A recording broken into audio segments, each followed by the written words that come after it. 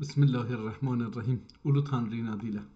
انصاف علی هدایت هستم و برنامه 183 مهندسی جهل و جهالت رو آغاز میکنم.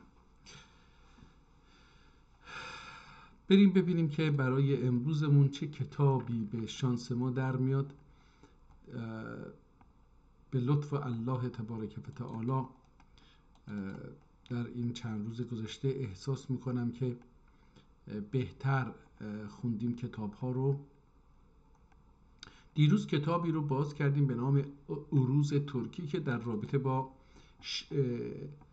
هنر شعرسرایی و چگونگی تجزیه و تحلیل شعر، یعنی اگر یکی بخواد شعر بگه یا یکی بخواد آثار شعری دیگران رو نقد و تفسیر بکنه باید با این علم آشنا باشه تا درست بگه.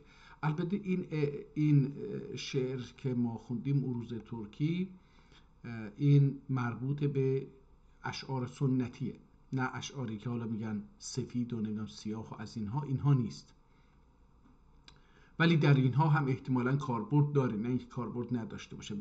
به خصوص در موسیقی، در این چیزهایی که برای موسیقی ساخته میشه، آوازهایی که برای موسیقی ساخته میشه هم کاربرد داره. به هر حال کتاب بسیار تخصصی و بسیار چیز بود که جوری که من خب به هر حال خسته میشم از این کتاب‌های خیلی تخصصی، چون که هیچ اطلاعی دربارش ندارم و علاقه‌ای هم ندارم. امروز ببینیم چه کتابی به سراغ ما میاد. هنوز برای اسم این رو فقط یازما باغشلار این رو فقط نوشتن و احتمالاً یه 6391 احتمالاً شماره این کتاب باشه. ولی بریم ببینیم که این کتاب کی هست. اول این رو از نظر ظاهری ببینیم که کتاب در چه وضعیتی در کتابخانه نگهداری میشه. این کتاب ظاهراً در 114 صفحه PDF داره نشون میده، همونطور که جلد الان داریم میبینیم. این جلد در دوره عثمانی طراحی شده و روی کاغذی هستش که نقاشی روی آب رو به کاغذ منتقل کردن و به این جلد چسبوندن. کتاب خیلی کار کرده، به نوعی که میبینید در هر 4 طرف این کتاب میبینید که اون نقاشی و اون جلد تقریباً حاشیه ها از بین رفته. صفحه بعدی رو میبینیم. من فکر کنم این کتاب رو قبلا دانلود کردیم، چون که این قسمتش برام آشنا هست. حالا میخونیم ببینیم که چی هست. یعنی این صفحات داخلی تا اینجا برام آشنا هست. من فکر کنم این کتاب فضولی باشه. اگر کتاب فضولی باشه که ما این رو قبلا خوندیم، من نگاهی بهش بکنم، چون که فضولی در اینجا بله این کتاب رو ما قبلا خوندیم، پس این رو من دیلیت میکنم از همینجا، چون این قبلا فضولی رو همین که چند روز قبل این رو خواندیم. اوکی، این هم از کجا بود؟ نکنه همون بود که دوباره البیرو مناب شیخ. احتمالا همون بوده که من اینو دیلیت کردم، باید برم برگردانم، برای اینکه این متعلق به فضولی رحمه الله بود و من این رو بله اون بوده، ولی من اون رو دیلیت کردم. حالا باید برگردم پیداش بکنم و از اونجا بیارم بیرون. حیف این کتاب هستش که از بین بره. امروز ببینیم این خزرلر ترکی، این یه مقاله هست، اینم که دوباره فصلنامه تخصص مطالعات تاریخ آذربایجان، اینم بره برای کتاب قدیمی نیست. دیوان، ببینیم این دیوان کدوم دیوان هستش. این هم دیوان. این کتاب رو گفته که در 66 صفحه PDF هستش. میبینیم که 2 صفحه رو ظاهرا این یک کپی هستش، کتاب رو کپی کردن و از کپی دوباره چیز گرفتن. بله این هر 2 صفحه رو میبینید که در یک صفحه بزرگتری کپی کردن و از کپی هم PDF گرفتن. حالا این قسمت اول که دارم میبینم دیوان دلسوز، اسمش هست دیوان دلسوز 1322. اینجا وفقنا الحقیر حسن، وفق الحقیر حسن یا وفقه حقیر یعنی وقف کرد، حقیر الحسن القداوی کتابی فلان ترک. بذار ببینیم این اولش که فارسیه، کافروز گازارش گرکون قناعت علی اکبرش پاره پاره شد. و این اینجایی که دارم میبینم فارسی هستش، یه فارسی باشه ما این رو نمیخونیم. جمله دور کرد به بلا شهید شدن، جمله در نه اینم که دیگه چیزه، شیعیانش زیاد باد. بریم صفحه 50 ببینیم که آیا صفحه 50 اینجا 25 میشه 50 کتاب. با تار ظلم ایندی گاف نسینه. این یه بخشیش هم ترکی هستش، نوحه هست ظاهرا. اینون حالان گلشن شیر خدا علی، نور رسیده و باغ حیات علی. اینون حال گلشن شیر خدا علی، گویده بنی بوگل.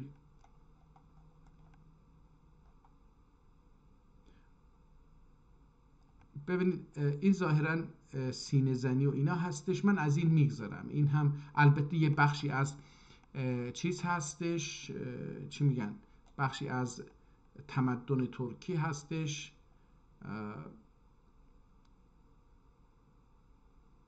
به نظر میاد که دستی هم نوشته شده. جالب هست این. ببینیم یه تاریخی ازش میتونیم به دست بیاریم که در چه تاریخی این هر لحظه دردی شه دردا دورانه شماتت.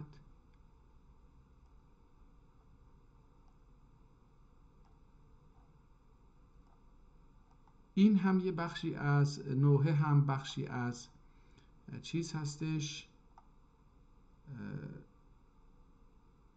ولی خدا سن مدد یا علی، شه لافتا سن مدد یا علی. امیر عرب شیر حق لنگری لنگر، زمین و سماسن مدد یا علی. این جزو اون غلویات هستش که اصلا نخونم این رو بهتره. این رو هم بذاریم، من این رو هم دیلیت بکنم که ما به عقلیات کار داریم. ترجمه لوامع القدسی لتوام.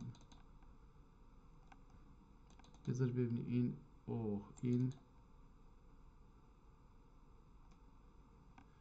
این صفحه گذاشته شده.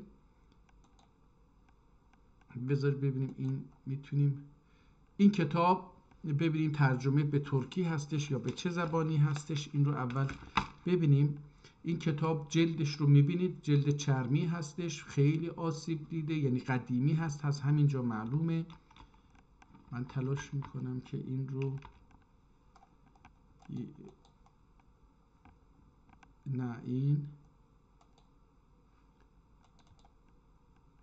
باید جداگانه هر صفحه رو جداگانه بذار ببینیم آیا میشه اینطوری این رو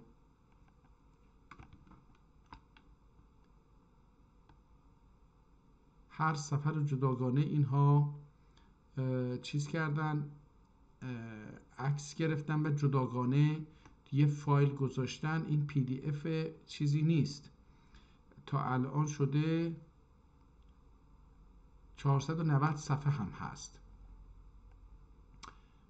بذار ببینیم میتونیم این رو نه رفت.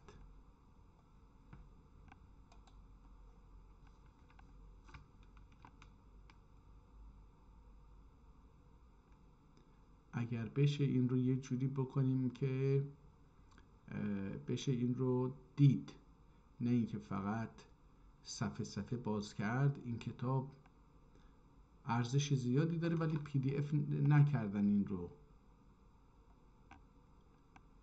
بذار ببینیم میشه ویو. اینجا اگه ویو هستش x large small list tile preview show navigate pan view item.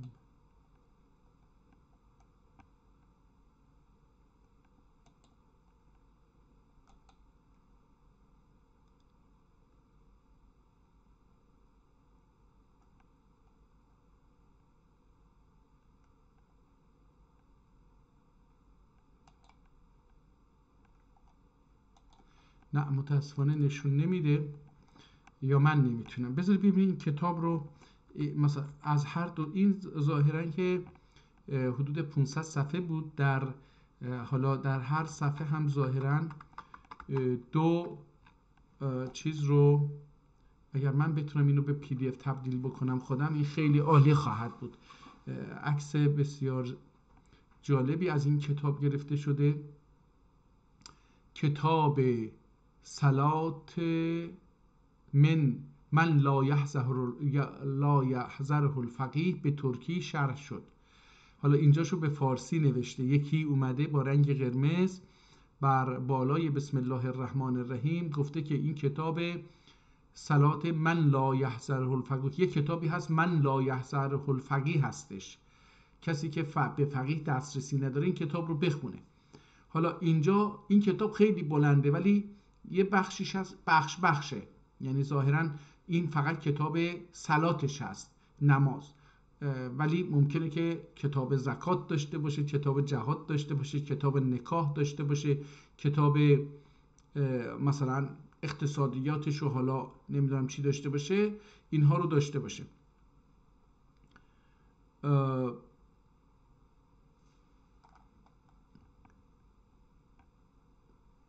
متاسفانه من باید از این تعداد صفحات بیشتری رو باز بکنم و یکی یکی اینها رو حالا بعدش هم بتونم ببینم. من الان دو رو باید برم، حالا مسئله اینه که این کجا باز شده، اینجا. خب من دیگه این کتاب رو متاسفانه نمیتونم همه کتاب رو نشون بدم. اول یه بریم سراغ مثلا هر کتابی ببینیم که چی هست.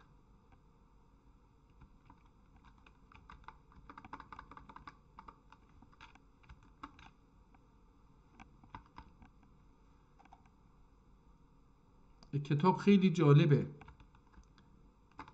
خیلی جالب هست، ولی ما متاسفانه عکسم انگشت این آدمی هم که این رو چیز میکرده این رو هم میبینیم. دستخط هست، با دست نوشته شده.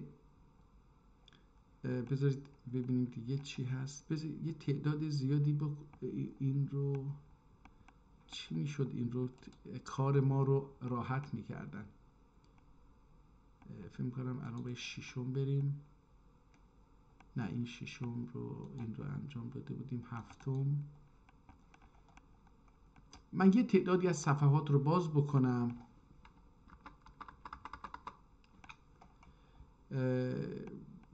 همینجا بر اساس اون هم یواش یواش ما این رو بخونیم. این صفحه 7 بود، بریم صفحه مثلا 27. یه مقدارم این صفحه 27 رو باز بکنیم و این رو میخونیم. بریم صفحه 57 همینجوری تصادفی، یا 47 بریم ببینیم میتونیم این 47. اینم صفحه 47. بریم صفحه، اینجا دست نوشته خیلی خوب خودشو نشان میده. بریم صفحه 77.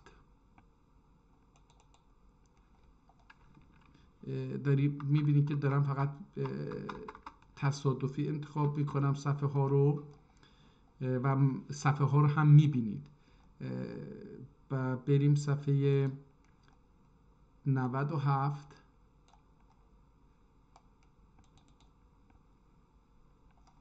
اینم از این صفحه.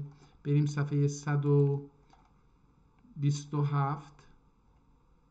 140 اومدیم، ببخشید من 140 رو باز کردم دیگه نمیخوام خیلی وقت روی این بذارم. اونجا این شکلی بریم صفحه 200 برای اینکه این صفحه 500 صفحه هست، بریم صفحه 201. این کتاب در اصل 1000 صفحه است، ولی ما در اینجا 500 صفحه این رو بریم صفحه 327 اگه بتونیم پیدا بکنیم. صفحه 337. تصادف. این تصادف هم کار جالبی هستش. بریم صفحه 407.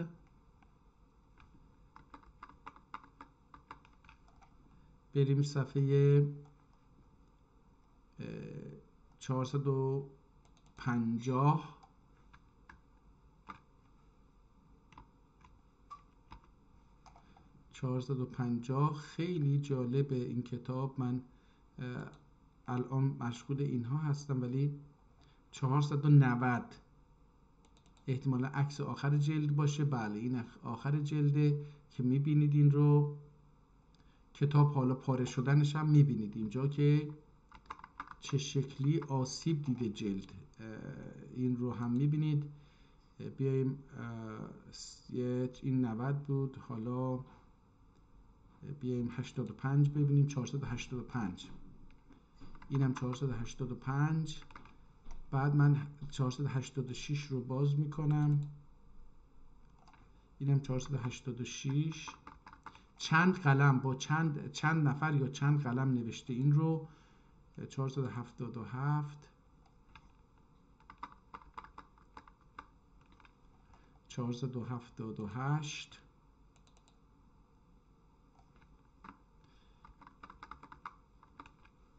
489.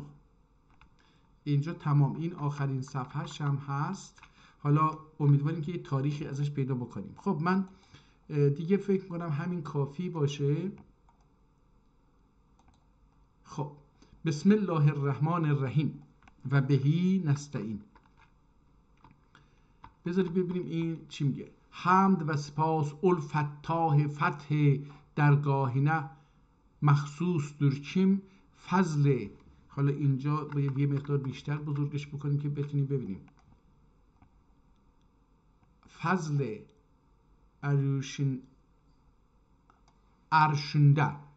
اریوشندن فتلر تاپولرین. تاپو قباله هست دیگه در ترکی. قباله که این فکر کنم از کلمه قبول ساخته شده باشه، قبول نامه مثلا مثل اون مفهوم شده، مفهوم بندی شده اینجا. ولی تاپو یعنی قباله. ارشکندن فتلر گاپولرین günahkar بندلر yüzlerine açıp. حالا از اول دوباره بخونیم برای که این جمله معنیش فهمیده بشه. حمد و سپاس الفتاح فتح درگاهینه مخصوص درچیم فضل اروشگیندن فتحler kapıların günahkar bendeler yüzlerine açıp irsal رسول ve inzal kütüb biriyle yani همراه با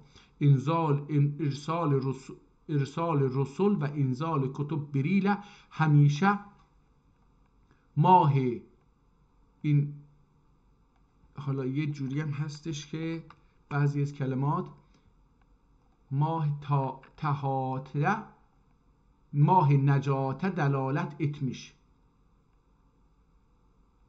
همیشه ماه نجات دلالت etmiş ve اعتقاد درست ile ائمه huda cenablerine mütemessik olup ahadis güherbarlerin sedef gulağında.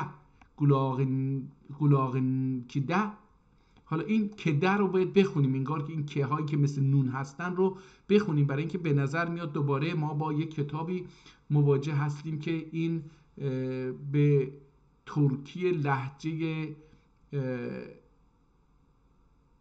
بخارا نوشته شده. گفتیم که بخارا هم گفته میشه یه ناحیه بسیار وسیعه که در کشور قزاقستان، ترکمنستان و کجا بود سومی هم بود که حالا یادم نیست، در اونها قرار داره. حالا البته که میتونیم با از گوگل بخوایم که چی بود اسمش، بخارا، خوارزم، ببخشید خوارزم کجا هستش؟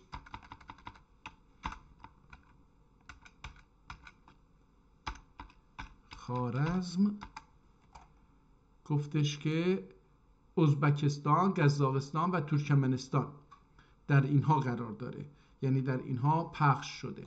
حالا احتمالا به این قلم باشه، برای همین گلاغنگده پروپرنگ kimseleri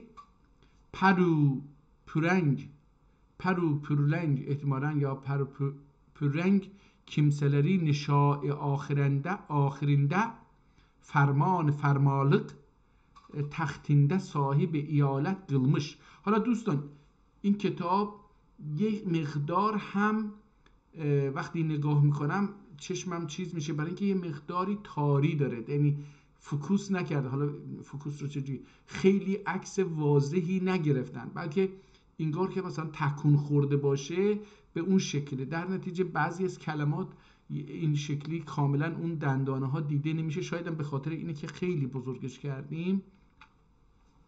صاحب ایالت قلمش خلوص عقیده ایله امور مناهیده کن متصرف ایلیوب. اینجا حالا یه چی هستش نوشته، ماهیت چیه؟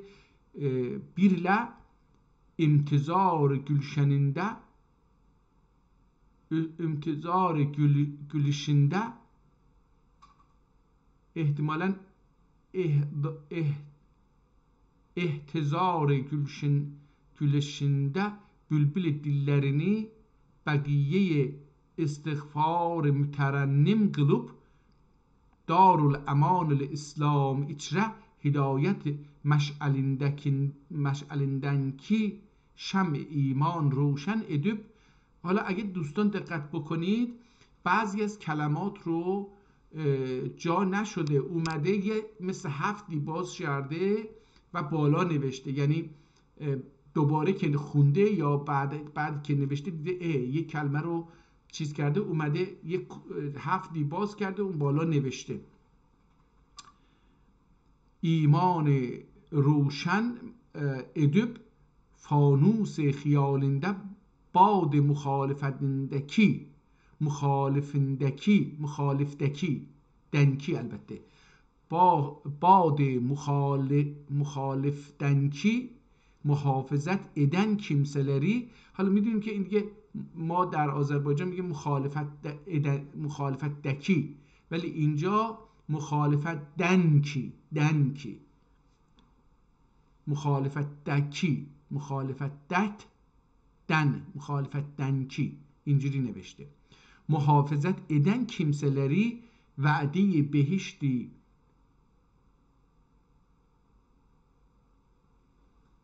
ابشر شربت سرشت. حالا این چی باید بخونیم؟ اینه وعده بهشت عنبر به احتمالاً باشه، عنبر نهشت احتمالاً باشه، یا عنبر نهشتیله سرفراز سرفراز جلالت جهل اچره حمیت جاهلیت ایلم لازم علوم küfr zulmetin ihtiyar edip çırağ imanların nefs meşume شیاطین بیرله میشوم احتمالا همون لعین و اینا. تو قرآن یه چیزایی در مورد نفس هست مذمومه و اینها، یکی از اون هستش، احتمالا یکی از اون هاست، کلمه عربی هم باشه. مشومه شیاطین بیرله söndürenleri. بعضی از کلمات رو هم صداگذاری کرده. خوبی این کتاب اینه که بعضی از صداها رو صداگذاری، نه همه صداها رو، ولی صداگذاری کرده حروف رو که ما بتونیم درست بخونیم. آخرته مجاور عذاب علیم و دنیاده تیغ آتشبار جنود عاقبت محمود ایله جگر عاقبت محمود ایله جگرگداز etmiş ve çok salat ki آخری olmaya çok salat ki آخری olmaya ol سرور انبیای کیم دنیا. حالا اینجا بر روی بعضی از کلمات خط کشیده، سرور انبیا مثلا یکی از این هاست و حالا بعدش عربی اونجا هم همین کارو کرده، خط قرمز کشیده بر بالای چیز. سرور انبیای کیم dünya evinde غلیان فتحler edip غلیان فتحler edip آخرته آیه کریمیه. حالا این آیه رو هم عربی صداگذاری کرده، اعراب گذاری کرده، هم بر بالاش خط قرمز کشیده که یعنی مهمه. این رو حالا همین کار رو هی انجام داره میده. و لو سوف لیعطیک ربک فترضی مصداقیل صاحب کلید شفاعت علوم شیاطین مرجوعه جماعتین دنگ اینجا اون دو تا که رو آورده. من حالا اینو اگه اینجوری بخونم مرجوعه جماعتین دنگ günahkar şiiler اعمالینه düşen گفلی وسواسی. اینجا احتمالا وسواس نیست، البته واسواسی یا راسواسی، یه چیزی گفلی راسواسی ol kilidi birle meftuh eder zir zahirdir zahiri dergah melaik penahleri için firişteler ganatleri firişteler ganatleri pay endaz himmet şefaat پیشesinde خلایق günahleri her kadar ki çok ola azdır. نظم شعر. حالا یه شعر قرمز نوشته این نظم رو. اول قدر ذوقی شفاعت جوهری ذاتونگده وار ol قدر ذوقی شفاعت جوهری ذاتونگده وار kim gelir erşi خطا معنی demir احسان سنه یعنی صاحب شرع مبین. حالا این رو یه مقدار بخونیم ببینیم که میخوام موضوع کتاب رو در بیاریم. الذین کان نبیا و آدم یا نبیا و آدم بین الماء و الطین. طبیعا یا طبیعا باشه با تی نقطه دار. الذین کان طبیعا و آدم بین الماء و الطین محمد ابن عبدالله خاتم النبیین و سلام تا نامعدود اول یک تاز عرصه لافتا جنابlerine kim پنجه ولایتیلن خیبر گاپısın sındırıp İslam leşkerine necat körpüsü edip ol گروه sahibi şukuhi küffar cemaatine müsellet kılmış. heybeti. این کتاب چارچوب هم نداره، قاب هم نداره که داخل اون نوشته بشه. در حاشیه ها هم 3 جا برای نوشتن حاشیه گذاشته. یه مهرم اینجا واقف یه حسن نامی هستش، حالا کامل دیده نمیشه، وقف کرده این کتاب رو. در این قلمش مثلا جا نشده آخر سطر این رو کجکی نوشته، یعنی این سطر که اینجوری میگه اینجوری کجکی نوشته تا هم سطر آخرش چیز بشه و هم کلمه کامل نوشته بشه. هیبت زلفگار دو سرینگدنگ اطراف عالمده اولن قلوب قاسیه کفاره زلزله düşüp خراب olup مرتبه هارونی لیگه سرفراز olup. هارون معاون موسی پیغمبر بود، برادرش بود. میگه که حضرت علی هم به مرتبه یعنی جایگاه رتبه به مرتبه هارونی لیگه سرفراز olup معراج قدری ارجع. ببینید حالا این معراج نگاه کنید داره جزو اون کتاب هایی که شیعه ها نوشتن. حضرت رسول در پایین است، حضرت علی میمونه در این نگاه. و حتی الله هم بعضی هاشون ممکنه بگن الله رو اصلا خود حضرت علی خلق کرده، اینجوری. یعنی حالا نگاه کنید ببینید چه شکلی میگه: خراب الب مرتبه هانولیقه سرفراز الب معراج قدری ارجع olmak آخر زمان پیغمبرنون مبارک آرخسینه ایاغ باسوب. آرخه پشتش، یعنی بر پشت پیغمبر سوار شده، حالا پاشو گذاشته بر پشت پیغمبر رفته اونجا.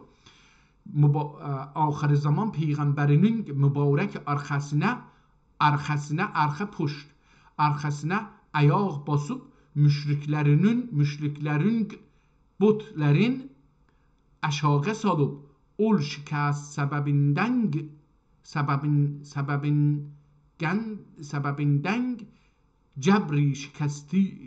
cəbri şikasti İslam etmiş ayi vafi hidayeti یا واقعی احتمالا باشه آیه واقعی هدایه انما ولیکم الله،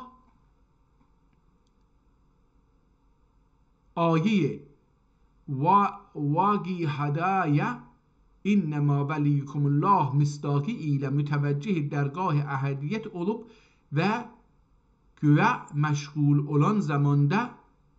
حالا این هم چی هستش؟ این رو هم نتونستم بخونم که göğe، من اینجا کاف و واو و عین رو هم میبینم ولی ممکنه که کمه باشه. کمه olsa که خیلی چیزه، یعنی به معنی یه نوع چادر هست.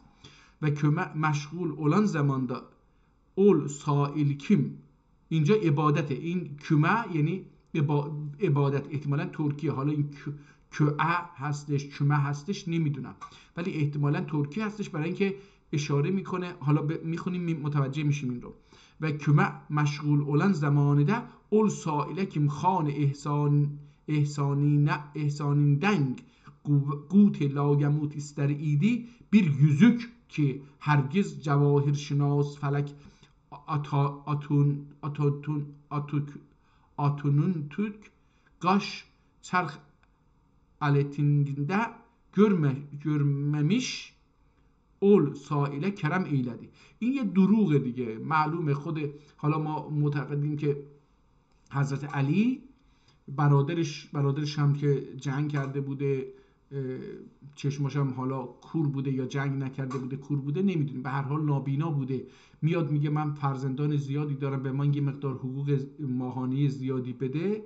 آتیش میذاره تو دستش، در حالی که این هم غلطه به نظر من، برای اینکه هر بچه یه شکم داره، باید به اندازه‌ای که اون شکم سیر بشه باید حقوق دریافت بکنه. یعنی بچه که نباید گرسنه بمونه. اینم میگه بچه هام گرسنه نمونن یه پولی بده. اینجا میاد میگه نه من نمیتونم اضافه تر از بقیه به تو بدم. آتیش میذاره تو دستش، زغال رو میذاره تو دستش، میگه ببین تو میخوای منو به جهنم بفرستی به این آتش. حالا همین علی انگشتری رو که بیت المال هست و خودش کار نکرده، این رو میاد مثلا سر نماز میده به سائل. چرا؟ مال خودشه مگه؟ اینها به نظر من داستانهای دروغیه. ولی خب به هر حال حتی مرحوم شهریار هم براش شعر گفته دیگه. من حالا اون شعر علی همای رحمت تو چه آیتی خدا رو، اینجا به این قضیه، به این داستان انگشتر هم اشاره میکنه. اینم شناس فلک آنون تک گاش چرخ علیتیندن görmemiş. حالا اینم اینجا این کلمه متاسفانه میگم بعضی جاها خوندنش خیلی سخته، یه مقدار این کلمه ها و دندانه ها و لغت ها دیده نمیشه. علیتیندن görmemiş. ol سائله کرم ایلر فرد. حالا اینجا یک کلمه فرد به قرمز نوشته. زهی جواهر احسان آم معدن خاص، احتمالا یه شعر. این زهی جواهر احسان آم معدن خاص اول سائل بو انعامی دن پریشانlıktan خلاص olup ve yüzük ayesi olup ve yüzük ayesi olup mertebeyi buland payi Süleymanlığa yetişmiş. حالا میگه این انگشتر حضرت علی رو گرفت و این سائل هم به مرتبه و جایگاه سلیمان رسید که اونم حضرت سلیمان هم پیغمبری بود، این هم یه انگشتری داشته و از اینها. رباعی، یه حالا رباعی میگه آن شاه که شاخ کفر الحاد شکست، پل شد در خیبرش چو گل برده است، هرگز ره وصف او به آخر نرسید، این جاده را معجزه قرآنی است و داخل شاعر دیپتر. حالا اینجا یه رباعی فارسی آورد، حالا میره ترکی بیاره. بیت عرض زبط، احتمالا اینم فارسی چیز نیست، اینم فارسی باشه. عرش زبط شکنها جز اینجا کلمات هم تو دل هم رفته، هم معلوم نیست چی نوشته شده شه. بطی را که دوش شد به کف پای مرتضا برساند. حالا اعنی، حالا اینجا عربی میره، اینجا تا اینجا فارسی بود. حالا اعنی اسد الله الغالب کل غالب و مطلوب کل طالب مظهر العجایب و مظهر الغرایب امام المشارق و المغارب و نقطه دایره المطالب مولانا و مولا الکونین باب الحسنین و سید الثقلین الذی ردت له الشمس مرتين امام البردة و امام و قاتل الكفرة امیر المؤمنین. حالا ببینیم که آیا صفحه بعدی این نمیره، متاسفانه ما باید خودمون صفحه بعدی رو باز بکنیم، البته از اینجا باید باز بکنیم. این صفحه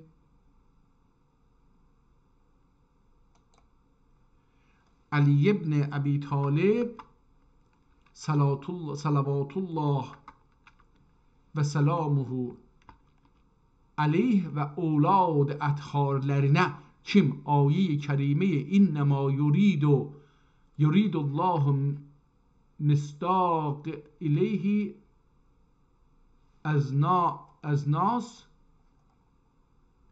این نمیدونم، حالا این اینما یرید الله مصداقی ایله از تاس از ناس گناهدن ادناس احتمالا باشه، ادناس گناهدن طاهر olup زینت آرای مسند امامته متمکن olmuşlar صلوات الله علیهم اجمعین. و bu kelimat belagat ayat tehririnden murad oldur kim bu zaman ve bu روزگارda her kimse bir mahluka mütevessil olup vesile metalib ve muddea hasıl kılmışlar bu kitap bu günahkar و احقر دعا گو کی. حالا این خودش دیگه میخواد انشالله خودشو معرفی بکنه، ببینیم که چجوری میخواد معرفی بکنه. bu günahkar و احقر دعاگو کی، اسمشو قرمز نوشته. محمد علی اولا، اسمش محمد علیه. حالا من این رو اینجا بنویسم که بعداً که میخوام یه خلاصه‌ای درباره این کتاب بنویسم. محمد علی اولا و مشهوردür خداوردیه و قرآن مجید حافظی. این مشهور به خداوردی هستش، وردی و حافظ قرآن بوده، مشهور بوده. و خداوردیه و قرآن مجید حافظدür mütemessik olup Kur'an-ı Mecide ve Hazrat A'immi Ma'suminin salavatullah aleyhim ecmaîn hadislerine mexsusen bu kitabe ki men la yahzerhul faqih'dür ve bu münacat bu. حالا این من لا یحذره الفقیه اسم کتاب هستش، من لا یحذره الفقیه. میگه که حالا میخواد این رو چیز بکنه، من لا یحزل فقیه در و bu مناجات bu ضعیفنün خاطرینه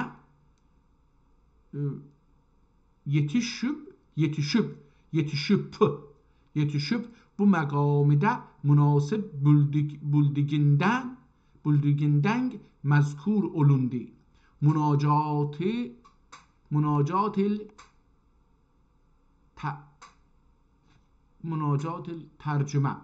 ترجمه. حالا ببینیم چی میگه.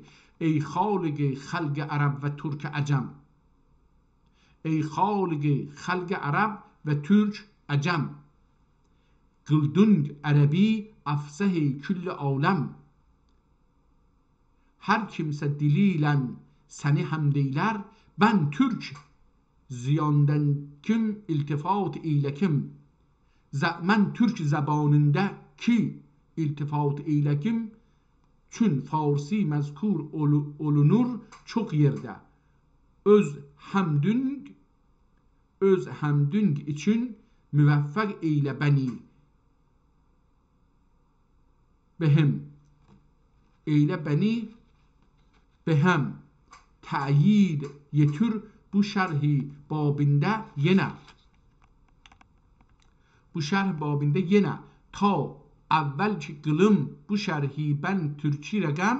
اینجا شعره، من حالا اینو متاسفانه خرابش کردم. خالق خلق عرب و ترک عجم، kıldın Arabi afsah kull alem، her kimse diliyle seni hamd eyler، ben Türk zabanında kem iltifat eyle kem.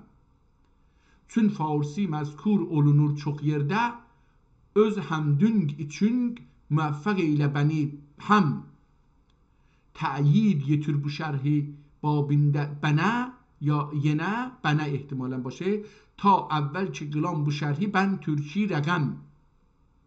Çün Türk cemaati haber yokları dur.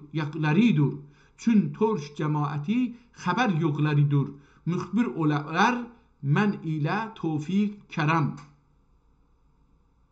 و داخی حالا اینجا دیگه این شعر تموم میشه که میخواد کتاب رو ترکی بنویسه تا خبر برسونه به انسانهای بیخبر ترک رو خبردار بکنه. به خاطر میخواد بگه که ترک ها با زبان فارسی و عربی و فارسی آشنایی ندارن، در نتیجه من میخوام کتاب رو به ترکی بنویسم که اینها راحتی بتونن اونو بخونن و بفهمن. و داخی بلوتوسیز کی شیعه اثناعشر جماعتی سیز کی، اینم شیعه اثناعشر بوده. حالا اینجا به خاطر این کتاب هم که بوده شیعه اثناعشر 12 امامی میخواد بگه. اثناعشر جماعتی siz ki bu kitabi tasnif eyliyüptür alim ve fazil ve müçtehid ki ana şeyh صدوق derler. این کتاب رو شیخ صدوق نوشته. این چیز رو اون عالمه که این کتاب من لا یحزل الفقیه رو میگه شیخ صدوق نوشته. و اول مشهور در ابن بابویه و گملو ایمش، از شهر گم هم بوده. میدونیم که شهر گم شهر حالا گفته میشه که مرکز چیز بوده، مرکز مجوسیت و آتش پرستی بوده. این رو هم میدونیم. شیخ صدوق درلر و اول مشهور در ابن بابویه، یعنی اسم کنیش هم اسم بابویه. نمیدونم حالا چرا این بابویه با یک کسی دیگری باشه. فرزند ابن بابویه هستش. یعنی مشهور در ابن بابویه و گملو ایمش الله تعالی آن رحمت قلسون. و bu kitap ki adı men la yahzarul faqihüdür ve ol rahmetli buzurgvar şeyhün تصنیفیدür. حالا میبینی که چون این آدم فارس بوده، خود چیز اون اسمشو گفت شیخ صدوق فارس بوده و این کتاب رو نوشته. حالا این مترجم هم که میخواد ترجمه بکنه و احتمالاً این هم فارس ترک هستش و یا فارسه نمیدونم، این هم از اشعار فارسی استفاده میکنه در داخل کتاب، به خاطر اینکه میخواد اون چیزشو به فارسی نشون بده، تواناییشو. حالا ببینیم، یا شاید هم فارسه.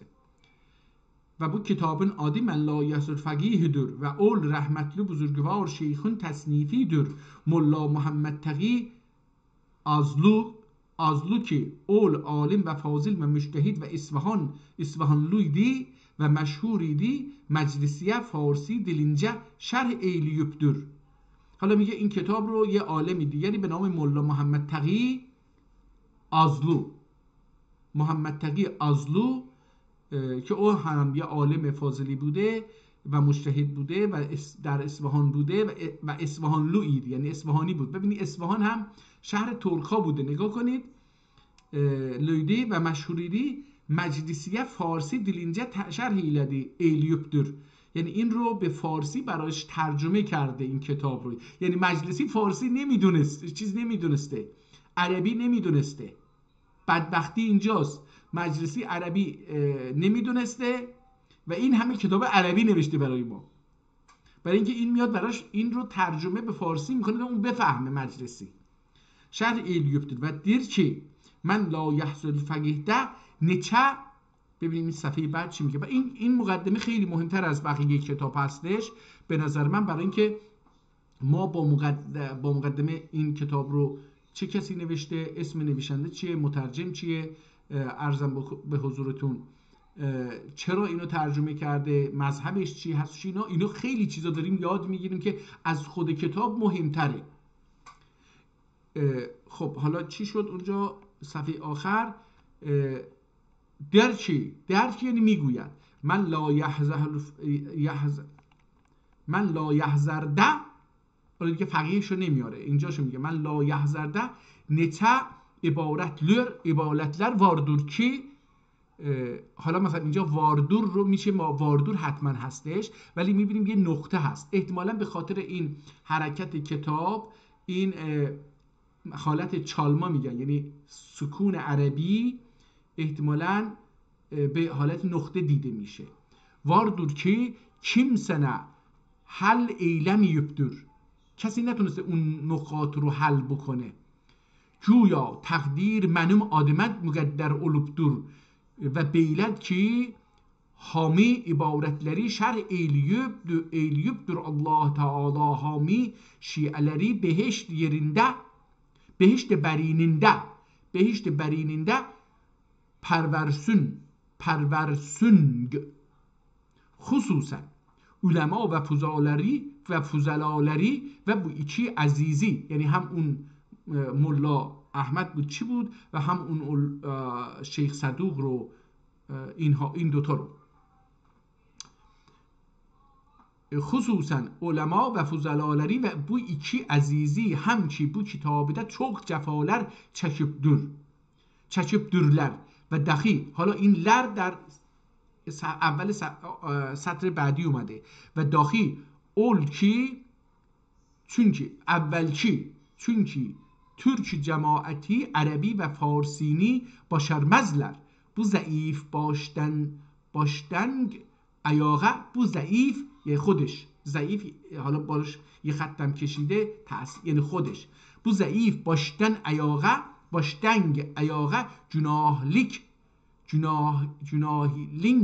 günahling dolu ve aziz ömrü harza sarf eylemiş ve yüzü qara ol padişah zamaninde ol padişah zamanında 7 iqlimin padişahidir. Yasr yüzü, yeryüzü xalqinə panahidir. Şər'ə itaat eyleyen din ve mezhep mutabaat qılan 3. imamın هم adı یعنی امام حسین.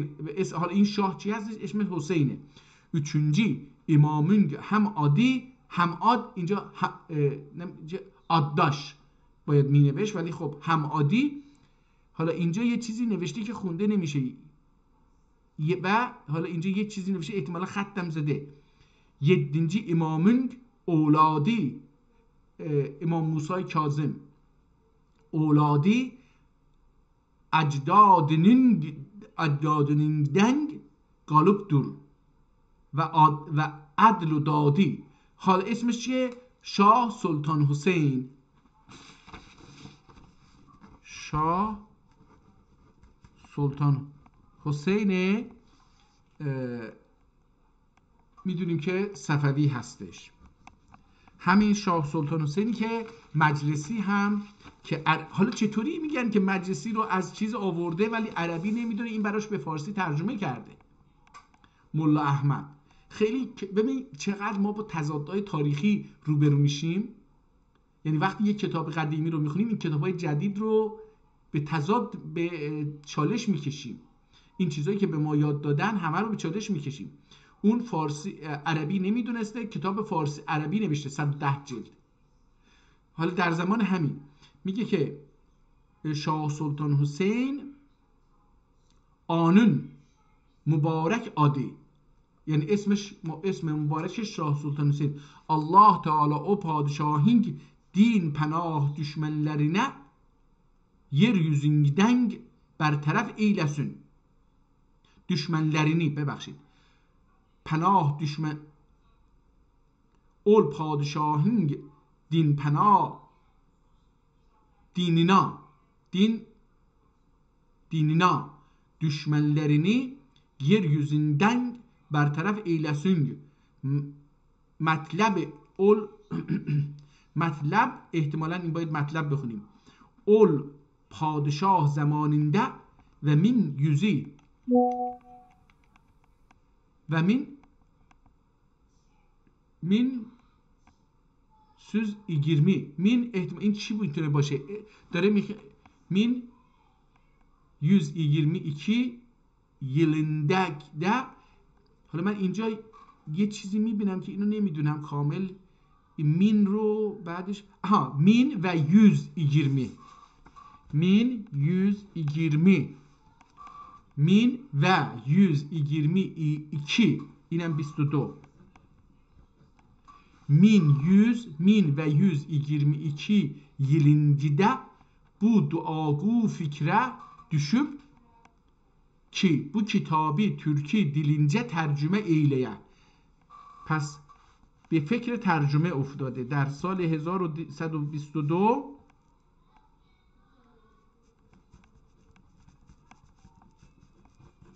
خب این کارو کرده.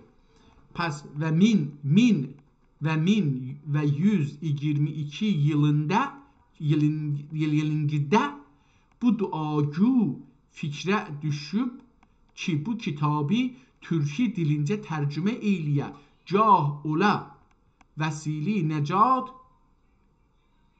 azablerden ola ve bu kitabın o evvel cildinde ki taharet cildi ola taharet بوده و 8. فایده رحمتلو شارحdir ki صحیح حدیثde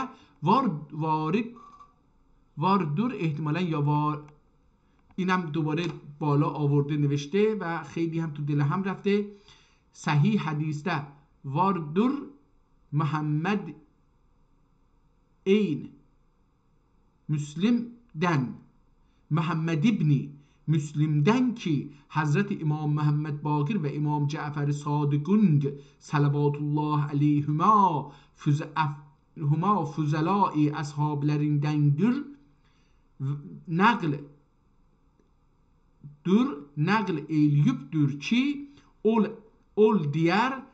oldir aziz eyledim. Hazreti İmam Cafer Sadık'a salavatullah arz eyledim.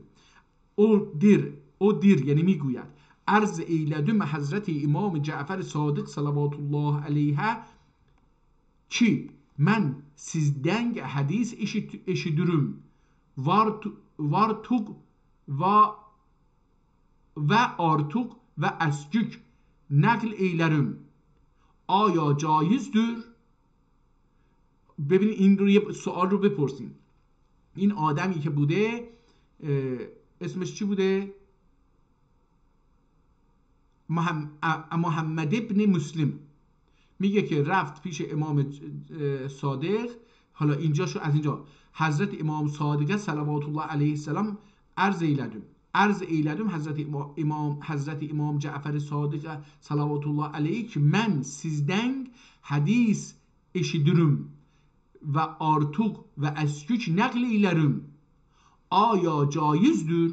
Hazret salamullah aleyhi اینجا ساد نوشته buyurdular ki eğer eyle ol ma'nini, eğer eyle ol ma'nini özge ibaretilen artık ya esküç nakl eyleye sen ya ki degül veya Davud ibni degül veya Davud ibni Ferekde هم اول حضرت دنگ سروشتی. حالا یه فرد دیگری این پرسیده، امام صادق گفته که اگر ایله اول معنینی özge ibaretinle özge ibaretilling artık ya eskük nakil eyleyesin باکی değil. باک انگار که ترکی هستش. باکی دیگül. باک نیست اگر شما با معنیشو ولی با عبارتهای مختلف، معنیشو درست بگی ولی با عبارتهای مختلف بگی، زیاد و کم مهم نیست. نگاه کنید، پس این احادیث از اینجا معلوم میشه که اصلا این احادیث درستی نیستن. این انسان با اینکه این شیعه هست حرف درستی اینجا گفته، حداقل خیلی از حرفاشو من تا اینجا میبینم که بی‌طرفانه داره واقعیت ها رو میگه. تا اینجا در مورد ملا صدرا گفت، این ملا مجلسی گفت در مورد اینجا هم داره میگه که رفت از امام صادق پرسید، امام صادق هم گفت اگر، حالا یه بار دیگه میخونم، اگر öyle ol ma'nini özge ibaretinde artık ya eskük nakl eyleyesen باکی دیگül. اما او عبارتی که من گفتم اون رو با عبارتهای خودش حالا یه مقدار زیاد و کم بگی مهم نیست، باکی نیست. و داوود ابن فرقده هم فرقده، اینم یه آدمیه دیگه، داوود پسر فرقده، هم اول حضرت دن سروشدی. به نظر میاد که خیلی این لهجه به لهجه چیز بخارا مربوط نیست. این کتاب خیلی به لهجه قشقاییه، یعنی ترکی ما به لهجه قشقایی بوده در اصل. یعنی این ترکی که الان در قشقایستان صحبت میکنه، البته فارسی هاشو کم بکنیم ازش، این لهجه ترکی همین آذربایجان بوده. خیلی این کتاب در اصل اونه. یعنی من الان میخونم این بیشتر به چیز نیست، به خوارزم نمیخوره، بیشتر به قشقایی میخوره. اول حضرت'ten soruştu eyle bu cevabı eşitti çünkü onlar fuzala cümlesinden dindiler. Onlar fuzala cümlesinden dindiler. Onlara tecviz eyler، یعنی میگه به اونها اجازه داده، تجویز کرده. بریم صفحه بعدی. حالا من اینجا جالب اینه که نمیتونم اینها رو، صفحه سوم، بیتی مناسب bildik ذکر alındı. حالا این احتمالاً یک مقدار اون صفحه قبلی چی بود، من اون رو، و بو بیتی درسته. حالا سوم، bu beyti مناسب bildik ذکر alındı. بیت، حالا بیت چیه؟ بذارید ببینیم اینجا. bu beyti مناسب bildik ذکر alındı. بیت: آفرین ای صانع تن پرور و جان آفرین، مبدی اشیا اله الخلق رب العالمین. Hikmetin eyvaninde bir قندیل kudret asmak. Hikmetin eyvaninde bir gendil kudret asmak, sanatın dibaçesinde bir varak روی زمین. sanatın dibaçesinde bir varak روی زمین. bir varak dur. من اینجوری بکنم bir varak dur زمین یا bir varak دی روی bir varak dur روی زمین. bir varak دی روی زمین. اینجوری باید بخونیم. این دی بین ورق و رو نوشته شده. احتمالاً باید در که احسان الطافنده عالم، در که احسان الطافنده، در که احسان الطافنده عالم کامجوی خرمنی اکرام و احسانینده آدم خوشچین. آدم، حالا اینجا خوشچین دو تا میم گذاشته نمیدونم چرا. آدم خوشچین قدرتین باغنده در bir sebze sadrül münteha. Kudretün bağındadır bir sebzeyi sadrül münteha. Dergahünde bir kimsene bendedir ruhul emin. İktizai hikmetün izhar kudret kılmaya ihtilaf. Tab'inün azdadı kılmış hamnişin. Hiç kim cümle-i dergahından olmaz naumid. Senden اسیرگم اگر رسوا اگر خلوت نشین. اینجا این تموم شد دیگه. حالا شعر بود. کتاب از اینجا شروع میشه. بسم الله الرحمن الرحیم. الحمد و بهی دیگه نستعین نداره دیگه. الحمد لله رب العالمین و الصلاة علی افضل السابقین و اشرف المرسلین محمد و اطرته الذین اذهب الله عنهم الرجس و طهرهم تطهیرا من العالمین. انواب الصلاة و حدودها. انواب همون بابها احتمالا باشه. جبه الصلاة و حدودها. قال الرضا صلوات الله علیه الصلاة لها 4000 باب و قال الصادق صلوات الله علیه صلوات لها 4000 حد. حالا امام صادق گفته که امام رضا گفته که نماز صلات نماز، حالا به فارسی نمازه ولی در اسلام چیزی به نام نماز نداریم. نماز به عبادت‌های مجوس‌ها آتش پرستا گفته می‌شده. الصلاة لها 4000 باب. برای نماز 4000 در هستش. و امام صادق هم گفته که لها 4000. اونم گفته که دوباره همون حدیث رو گفته 4000 حد داره. اون گفته باب، این گفته حد، حدود. Çok senedlerin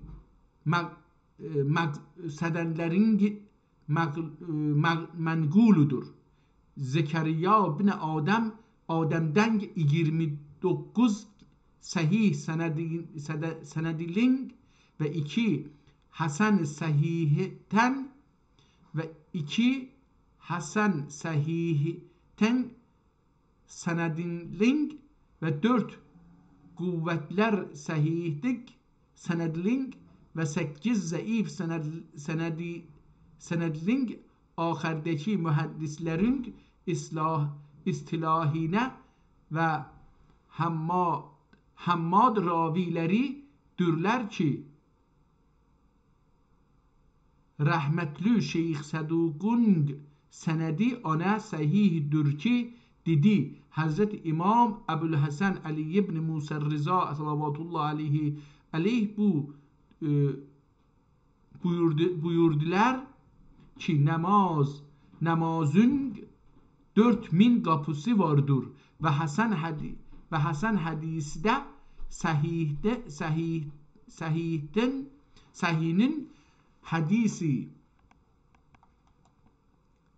Muhammed ibn Ya'qub Küleyni Raziyallahu anh Hamad ibn İsa'dan rivayet ediliptir ki dedi Hazreti İmam Sadık Cafer Sadık salavatullah aleyh buyurdular ki namazların 4000 haddi vardır. Ve Şeyh Şehid Said ki evvelki şehid ola beyle anla buyuruptur ki her iki hadis bir manisi vardır ve metleb bu kelamiden oldur ki namazın vacibi ve sünnetleri 4000'dür. حالا نگاه کن دیگه رفت تو این قضیه کاری هم بهش نداریم که درست غلطه. حالا ولی اینجا یه جمله دیدم بذار اینو بخونم.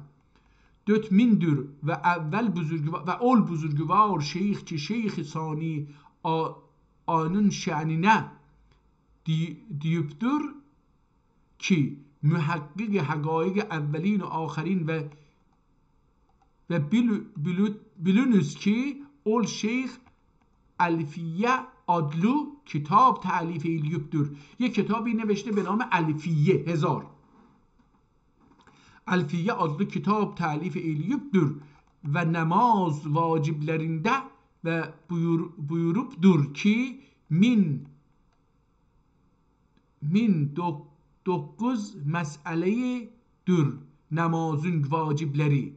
اینم گفته که و نقلیه آدلو یک کتابی هم هستش نقلیه یا تقیه نمیدونم نقلیه هستش یا تفلیه و تفلیه آدلو کباب کتاب رو کباب نوشته من غلط نخوندم اینجا همینجوری نوشته و ندیه آدلو کباب تصنیف الیوبدور یک کتابی نوشته به نام نقلیه یا تفلیه این نمیدونم کدوم باید بخونیم که اینم گفته که کباب نوشته که به احتمالاً این باید کتاب ما بخونیم برای اینکه غلطه حتما تصنیف اولوبدور و 3000 sünnet ol kitabıda mezkurudur ve rahmetli bu kitabın hala اینجا کتاب نوشت şarihidir ki 4000 haddi که حضرت buyurupdur ol حد نماز حالا دیگه بقیه‌شو نمیخونیم بریم صفحه ترکیشو فقط می‌خواستیم آشنا بشیم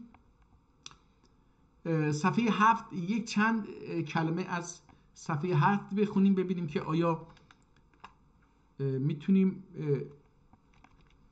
نور و ظلمتden 70,000 حجابی واردر و bir حجاب که ما اینجا میگیم یه نوع پرده هستش حالا میگه که نور و ظلمتden حتی نور هم حجاب حساب میشه نور و ظلمتden 70,000 حجابی واردر و bir rivayette 700,000 ki eğer ol hicablar ortadan dursun her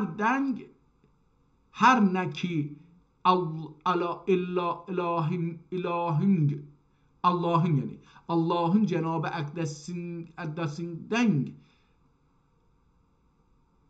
hala اینجا غردر hami yanlar ve yanalar hami yanalar میگه که اگر حالا برگردم دوباره بخونم چون حالا متوجه شدم قضیه چی است اگر اول حجابlar ortadan dursun her ne ki Allah'ın Cenab-ı Akdesinden gayridir hami yanalar ve onlardan hiç eser kalmaz ve din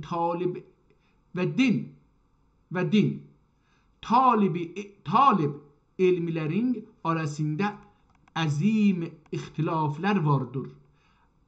İfrat ve tefritte var.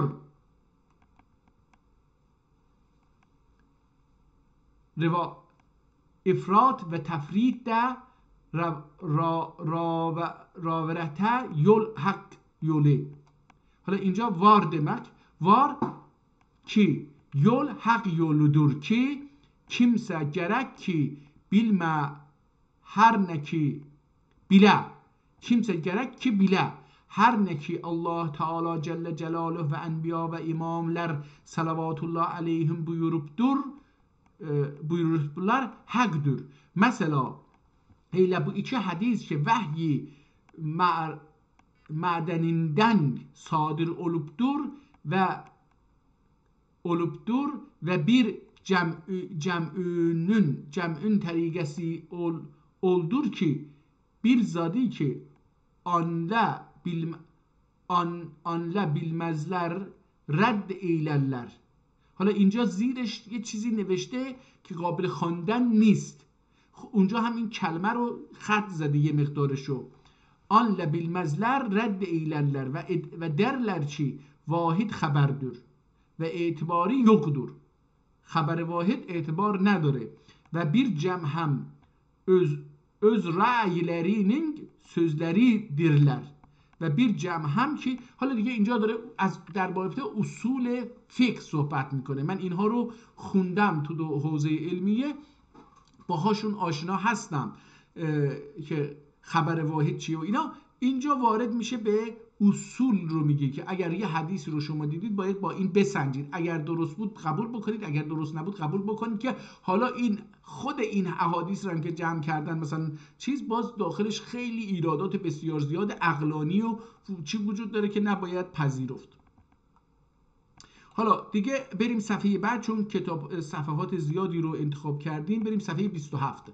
این هم صفحه 27 که کتاب خط کتاب خیلی تغییر میکنه و ما تلاش بکنیم از این یه مقدار بخونیم. Aqliler idrak eyliye bilmez bileki avam füzelanın ilmilerine idrak eyliye bilmezler. حالا دقت بکنید اینجا دیگه رسما رفته با زغال نوشته. خیلی، یعنی نمیگم حتما زغاله، ولی این کتاب به خاطر اینکه معلومه این دستش هم خورده، این رنگ سابیده می شده. کیفیت این چیز واقعا با زغاله، این چیزی که مطلبی که نوشته احتمالاً با زغال نوشتن، برای اینکه اون تراشه های اطراف چیز قلم خیلی چیزه. و بعد میگم این با دستش سابیده شده، یعنی هر وقت که این هر کسی خونده و هر دستی که خونده این جوهر این رنگ تو کتاب سابیده شده و کتاب سیاهی رنگ رو گرفته، جوهر رو گرفته. و در نتیجه میگم این جوهر خوبی نبوده یا اینکه واقعا با kömür yazmış کرده.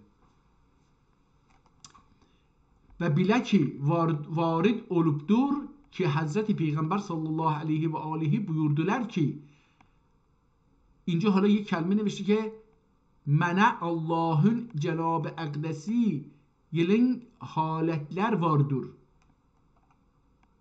Yelen یا gelen احتمالاً باشه. yelen haletler vardır ki güncayişi bu kadardır. Bu yoktur. Güncayişi yoktur. Hiç mügerreb فرشتeye ve hiç mürsel peygambere ve bu a'la makam تفرید مقامیدür. تفرید مفرد کردن، فرد، یعنی میگه منحصر به فرده در میان پیغمبران. مقامیدür. حالا اینجا دوباره یه چیزی هستش که نمیدونم چی هست. اما بعد، حالا از اینجا بعد کتاب شروع میشه. تازه این نویسنده هم داشته مقدمه میچیده. وفات النبی صلی الله علیه و آله فانه روی عن جویر ابن سهر انه قال اقبلنا مع امیر المؤمنین علی بن ابی طالب علیه السلام من قتل الجواری خوارجی حتی اذا قطعنا من ارض بابل حضرت صلاة العصر حضرت صلاة العصر فنزل امیر المؤمنین علیه السلام و نزل الناس فقال علی علیه السلام ایها الناس ان هذا ارض ملعونه قد عذبت في الدهر 3 مرات و فی خبر آخر مرتين و هي تتوقع النالغة یا چی و هي احدى المؤتفکات و هي ارض الاول من عبد فیها. دیگه اینجا عربیه و خب من بقیه‌اش هم نمیتونم بخونم، حالا ترجمه کرده اینجا. البته در صفحه بعد این حدیث رو، این داستان، البته حدیث که نیست، این داستان رو چیز کرده، ترجمه کرده. حالا هم عربی رو صداگذاری کرده، هم عربی نوشته، هم بر بالای تمامی این سطور خط قرمز کشیده که آقا این مشخص باشه. و اما اول که پیغمبرون وفاتیnden sonra واقع oldu. ترجمه‌شو دارم میخونم. پس doğrudan ki menguldür. Kuvvetli ve sahihten senedlerin Cüveyr ibn Sahr'den ki oğlu Hazreti Emir el-Mu'mininin havasinden di ve oğlu Hazret ona 3 yol behişt beşareti verdiler ki Cüveyre'ye dedi ki Hazret. حالا اینجا اون متن نبوده، اون در متن بالا عربی این که حضرت علی بهش 3 بار وعده بهش داده به این جویره، این در اون متن عربی نبود. خود حالا این مترجمه از خودش آورد اینو اینجا. جویره ابن مسحرون ki oğlu Hazreti Emir el-Mu'mininin havasındendi ve oğlu Hazret ona 3 yol behiş beşareti verdiler ki Cüveyre dedi. حالا این جویره برمیگرده به اصل اونجا که حضرت امیر المؤمنین صلوات الله علیه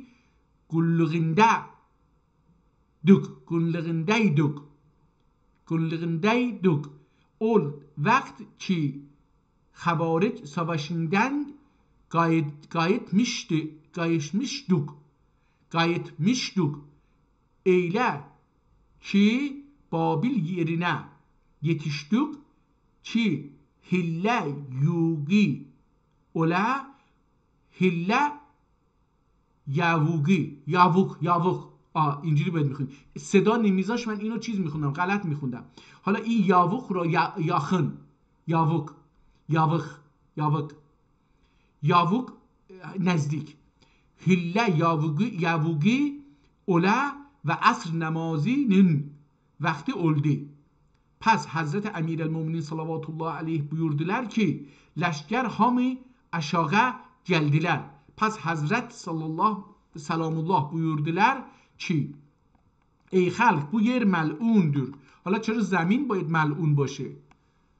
ای خلق bu yer mel'unudur ve Allah'ın sakatinin mahallidir ve 3 yol bu yerin ahli Allah'ın azabine muazzeb olubdur. حالا اونجا گفته بود که 3 بار و به قولی 2 بار.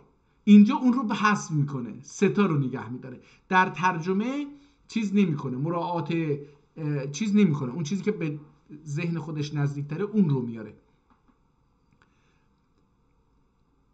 ای خلق bu yer mel'unudur ve Allah'ın sakatinin mahallidir ve 3 yol bu yerin ahli Allah'ın azabına müazzeb olubdurlar ve bu evvelki yerdir ki anda buta perestiş eylediler.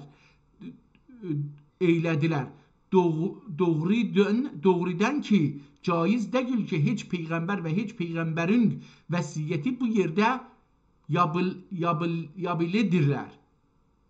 Ya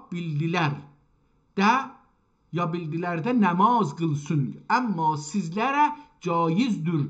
Pes her kimse ki sizlerden isteyen namaz kılsın. Pes ol halk yoldan çıktılar ve namaza meşgul oldular. Çünkü yol arasında mekruhdur. حالا نگاه کنید، حالا بعضی از مسلمان ها میخوان مسلمانیشو نشون بدن، مثلا در این کشورهای اسلامی میان وسط راه اتومبیل رو میبندن، اونجا نماز میخونن، در حالی که در حضرت علی میگه داریم نماز برمیگردیم از راه خارج شدیم. نگاه کنید نماز برای نماز خوندن. حالا اردو داره از راه خارج میشه که احتمالاً یک کسی بخواد از اینجا رد بشه، مزاحمش نباشیم. نگاه کنید چقدر فرق میکنه به زمان، چقدر تأثیر گذاشته در درک ما از اسلام. من برای همین میگم که اسلام یک اسلام وجود نداره به اندازه 1 میلیارد اسلامی که الان 1 میلیارد مسلمانی که وجود داره، 1 میلیارد اسلام وجود داره، چون هر کسی خودشو اسلام میدونه دیگه بر اساس نیازش و احتیاجش و درکش و تجربهش و موقعیت زمانی مکانیش و اون منافع و مضارش اسلام رو تغییر میده بر اساس دل خودش. میگه که pes ol halk yoldan çıktılar ve namaza meşgul oldular. Çünkü yol arasında mekruhdur ve Hazreti salavatullah aleyhi Hazreti Peygamberin sallallahu aleyhi ve alihi قاطرینه mindiler و روانه oldular. حالا دیگه بقیه داستان هم که دیگه اونجا حضرت این صفحه 27 بود. بله بریم صفحه ببینیم بعدی چی هستش. صفحه 47 رو باز بکنیم ببینیم اینجا خط بهتر از اونجاست دوباره، ولی باز هم خط دستی هستش و جالب هست. این خطها دوستان خیلی جالبه. ما در نوشته الان دوباره اینجا با خطی روبرو هستیم که احتمالا عربیه و روش خط کشیده. من وقت الظهر فقال ذراع من زوال الشمس و وقت العصر ذراعانی من وقت الظهر فذلك 4 اقدم. حالا دیگه بقیه عربیشو نمیخونم، ببینیم که آیا در ترکیش با بالفریضه و ترکت نافله. و حالا این البته از نظر چیز خیلی مهم بود من اینو بخونم، برای اینکه یه درکی خودم من یه تفسیری از اسلام دارم که خیلی تکرار میکنم و اینجا به اون این بالفریضه و ترکت نافله این رو میخوام ببینم که چی گفته. در نتیجه عربیشو اول بخونم تکمیل. 4 اقدام من زوال الشمس ثم قال این نهایت مسجد رسول الله صلی الله کان قامتا و کان اذا مضى منه ذراع صلى الظهر و اذا مضى منه ذراعان صلى العصر ثم قال ارتدي لم جعل ذراع الذراع و الذراعان قلت لم جعل قلت لم جعل ذلك قال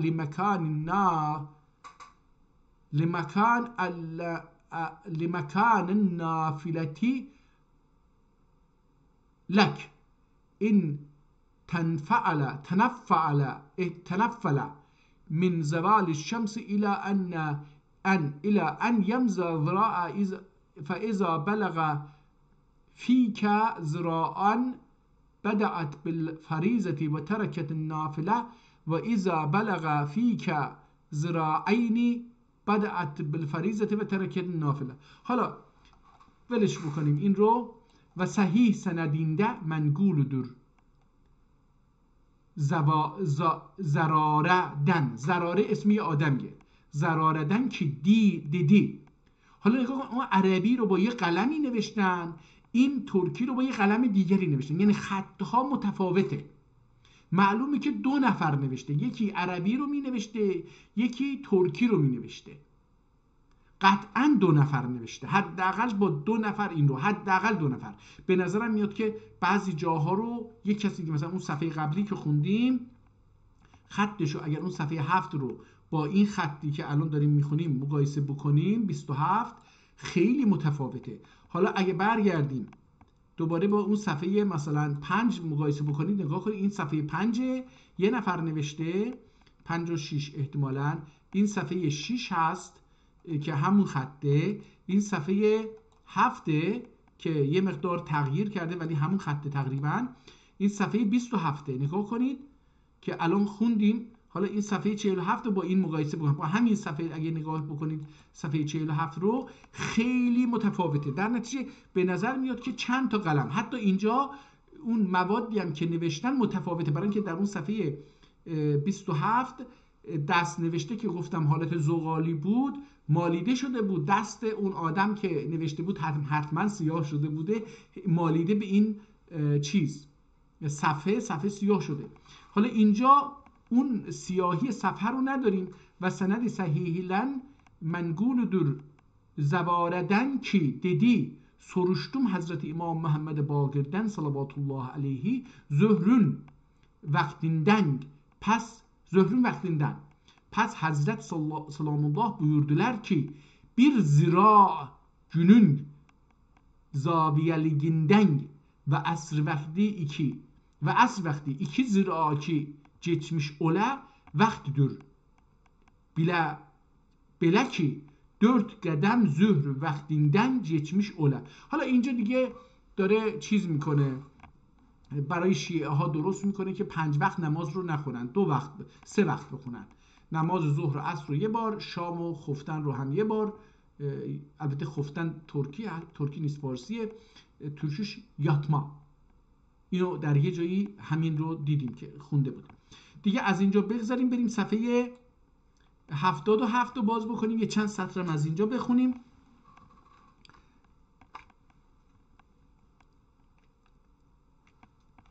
ببینیم اینجا چی میگه. اینجا وقف رو بالا نوشته اکرام و تعظیم ایلسون öz زیارت ایلینی و حضرت صادق علیه السلام حدیثی تا bu qədərdir və rəhmətli صدوق صحیحün حدیثdə. اینجا هم مرحوم احتمالا باشه، میم داره، حضرت اینجا یه خ گذاشته، نمیدونم خ، حالا این میم مثلا میشه سلام، اون حرف آخر میم هست. حضرت ختمت چی باشه پیغمبردن صلی الله علیه و آله روایت ایلیوبدر جعفر تیاردن. اینم دوباره بالاش یه سات گذاشته یا چی علیه السلام گذاشته، چی گذاشته که حضرت buyurdular ki عالم پروردگاری buyurdur. عالم پروردگاری buyurd، این عالم هست، عالم هست، چی هستش نمیدونم. عالم پروردگاری buyurur ki buyurdular doğrudan buyurur ki doğrudan ki benim üyelerim yani خوبی ها yerde mescitlerdir, ışıklık ve yer ve verir gökler ehline. خب حالا عالم پروردگاری buyurur ki doğrudan ki benim üyelerim yerde mescitlerdir, ışıklık verir gökler ehline. Bile ki ışıklık verirler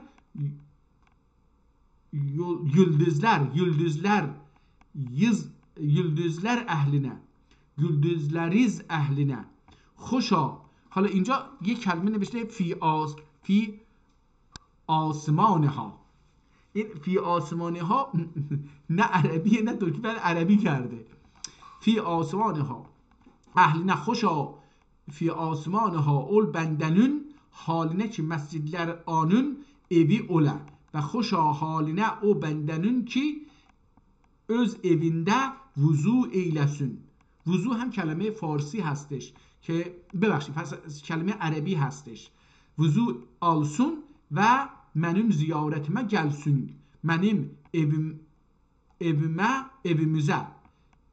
evimize doğrudan ki menedir ki ziyaret eyletmen ikram eyleyim.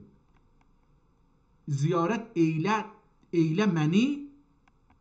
eylemeni ikram eyleyim یا محمد خبر. حالا بقیه‌اش هم که هیچی، بریم صفحه، این صفحه 77 بریم صفحه 97 یه چند سطر از اینجا بخونیم.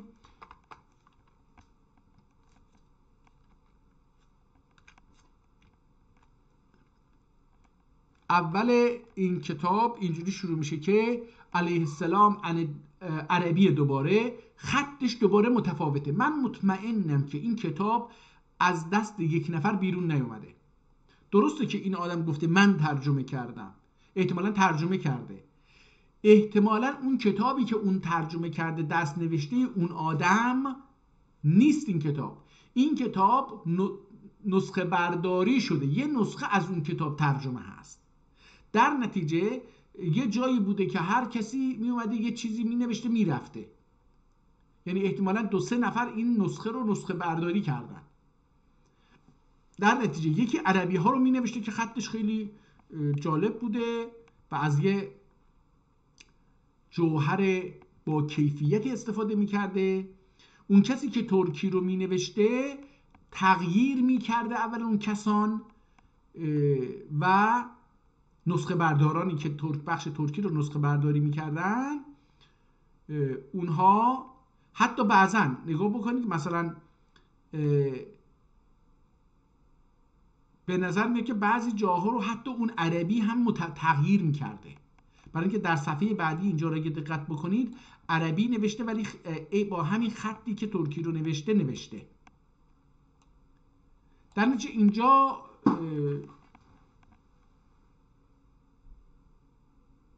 یه اختلافاتی در بین نویسندگان دیده میشه، اختلاف سلیقه هست. علیه السلام من الدار هم السور يكون مع رجل وهو يصلي مربوطة أو غير مربوطة، فقال ما اشتهى أن يصلى ومعه هذه الدراهم التي فيها التماثيل. ثم قال عليه السلام ما للناس بد من حفظ بضایعهم فإن، حالا اینجا دیگه صداگذاری هم نکرده، یعنی اعراب گذاری نکرده، فإن صلى وهي معه فلیتکن من خلفه ولا يجعل منها شيئا بينه وبين القبلة. خب حالا اینجا دیگه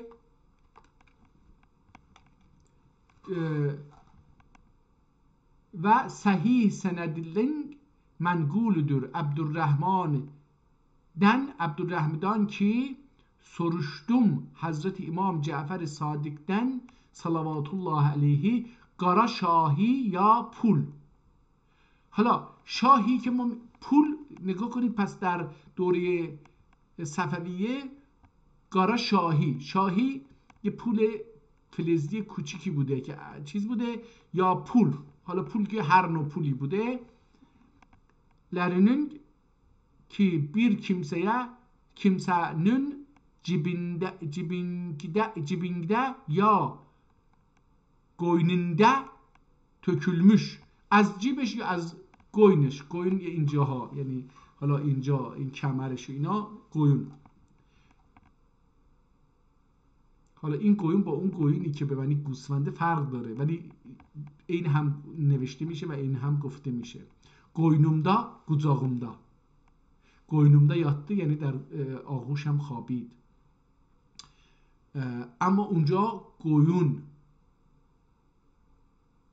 اینم گویونه اونم گویونه، ولی نمیدونم چرا به گویون گفتن، به اینم گویون گفتن، شاید بخواد نمیدونم.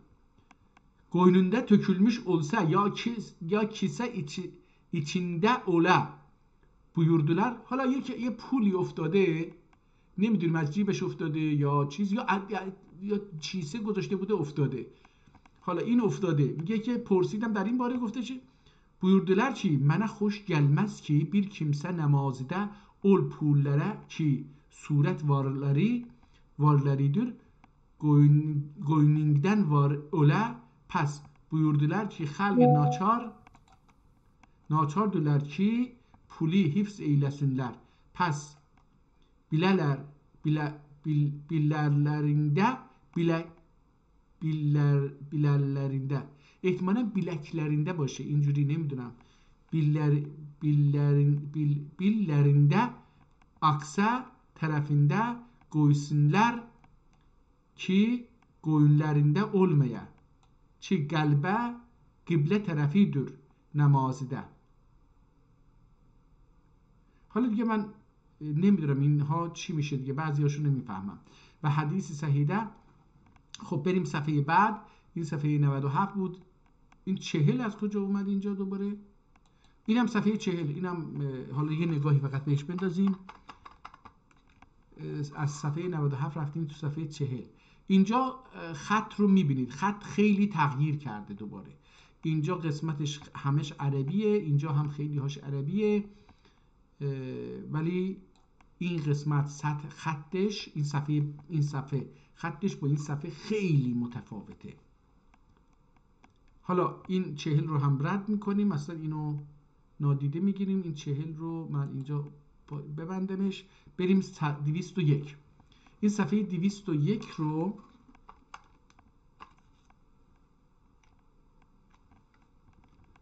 یه مقدار از اولش بخونیم. موسی بن جعفر علیه السلام ان رجل یکون خلف امام فبطول فی تشهد فیأخذه البول او یخاف صلى شیئا ان یفوت او یعرض ارجع کیف یسنع. حالا دیگه اینجا یک حدیث هستش که صداگذاری هم نکرده، خطش هم زیباست. یسنع قال یسلم و ینصرف و یدعو الامامه و علی الامامه ان لا یقوم من صلاتی حتی یتم من خلفه الصلاه. حالا اینجا عربی دوباره کان قام فلان که ناقص مونده بوده حدیث. این رو دوباره بالا بین دو سطر خیلی ریز و در دل هم نوشته. و علی بزرگوار گردشlerinden Hazreti İmam Musa Kazım aleyhisselam rivayet eylüktür. Bir kişi babinden ki pişnamaz ise ihtimal aksesinde پیشنماز کیسسینده احتمالاً باشه. اوله و ببخشید bir kişi babinakinde ki پیشنماز اکسسinde اوله و پیشنماز تشهده طول وره و آنون işemaki جله یا گرخه کی بیرزادی فوت اوله، یعنی حالا شلوارش رو خیس بکنه، یا آنه بیر دردی به هم اوله، یا اینکه خودشو نگه داره ولی یه دردی بگیره. نه ایلر buyurdular سلام verür ve gider ve پیشنمازی bırakır ve پیشنمازه gerektir ki جای نمازیندن تأثیر جای نمازیندن آتری kimse حالا دیگه بقیه‌اش نمیتونم بخونم. حالا ظاهرا اینجا هم اگه سختی پیش بیاد باید نمازشو ترک بکنه، بره توالتشو انجام بده دیگه. اینو میخواد بگه. نمازش هم درسته چون که اون نمازشو به سرعت تموم میکنه میره. حالا دوباره این صفحه 337 اومدیم. باز هم اینجا میبینی که از کمر استفاده کرده، زغال استفاده کرده برای نوشتن. به خصوص در صفحه پایین اگه نگاه بکنید، بخش نیمه پایین صفحه کاملا این رنگ‌های دستش که بهش سابیده کاملا صفحه سیاه شده. از بالا که می نوشته این دسته اینجای دستش به سیاهی آلوده می شده. هر چقدر پایین‌تر میاد این سیاهی بیشتر به اونجا تأثیر میذاره. در بالا نیست ولی هر چقدر پایین‌تر میاد این بیشتر میشه. خب اینو برای اینکه بعدها اینو حل بکنن اومدن یه تخته میذاشتن، دستشون رو اینجا این به این تخته چیز میشد، یا کاغذ دیگری میذاشتن که این کاغذ رو حرکت میدادن دیگه، این سیاهی دستشون به کاغذ نمیخورد. این بعدها شد ولی در این زمان میبینیم که این اتفاق نیفتاده. این کتاب جالبه، خیلی به ما از وضعیت اقتصادی اون زمان در نوشتن کتاب به ما اطلاعات زیادی میده. بخش عربیشو نمیخونم، یه مقدار از بخش ترکیش بخونم چون قراره که ما ترکی بخونیم. و حضرت جعفر صادق‌دن صلی الله، حالا این جعفر صادق رو هم میگم این به قدری سیاه شده که به سختی خوندم. جعفر صادق دن صلی الله علیه و آله روایت دور که نه جهتن آروادلو arvadlardan cizye sabit olubdur. Buyurdular ki ol cihetten ki Hazreti Peygamber sallallahu aleyhi ve aleyhi nehy buyurdular gedanlar ehtimalen gedanların arvadları این gedanlar ehtimalen gedanların arvad ve evladlarını öldürsünler. این gedanlar چی هستش؟ نمیدونم، احتمالاً گدالر باشه، چی باشه؟ گدانلرین. حالا این بالا اگر حدیث رو میتونستیم بفهمیم لم یکن قتلها لما، این البته این نمیگه، این میگه که فی دار السلام، و این احتمالاً صفحه قبلی بوده حدیث، چون که اینجا اونو نمیبینم من اون رو. Evladlarını öldürsünler savaşta meğer ol ki o arvadlar hem savaşta cidal eylesinler ve eğer cidal hem eylesinler namümkün ola üzvi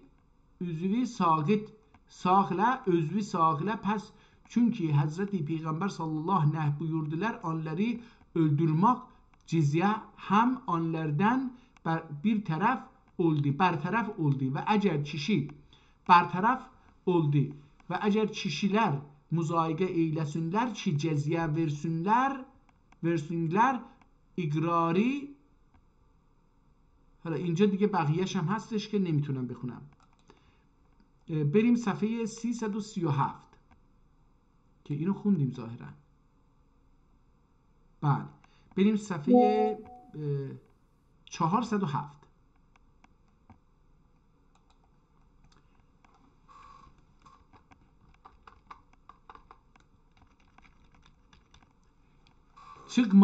çıkmakta Hazreti İmam Rıza aleyhi tahiyyetü ve sena namaz kılırdılar ve kırmızılık bir taraf olmağının hadisi çok vardır ve namaz vakti için işare anadır ve ruviya el-Halabiyyu an Abi Abdullah sallallahu aleyhi ennehu سئل عن الإفطار قبل الصلاة أو بعدها قال إن كان معه قوم يخشى أن يحسبهم عن إشائهم فليفطر معهم وإن كان غير ذلك فليصل ثم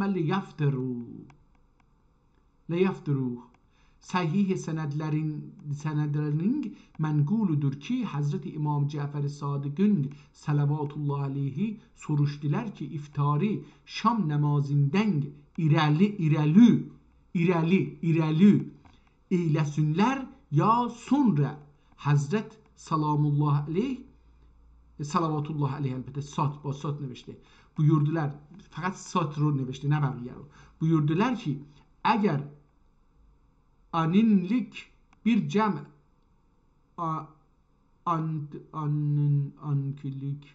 ankilik ehtimalen an derun ləhsə.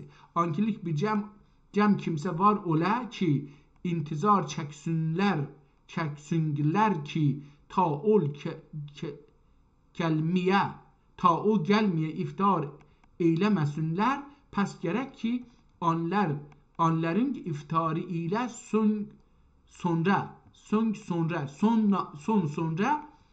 namaz kılsın ve eğer intizar çekmesinler evvel namaz kılsın sonra iftar eylesin ve fasli ve Feysel ve Zavare hadisi gelir ki evvel namaz kılsın ve bazı ulemadan deyibdürler ki eğer nefsin hem bitablık eyleye ve aclığa taqati olmaya evvel iftar eyleyesin, çünkü ibadetin ruhi külerin ibadete müteveccih olmaktır. خب اینم از این صفحه. بریم صفحه 407. یه مقدار هم از این همینه که اینو خونده بودیم 407.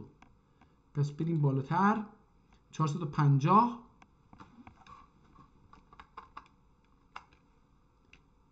این هم 450.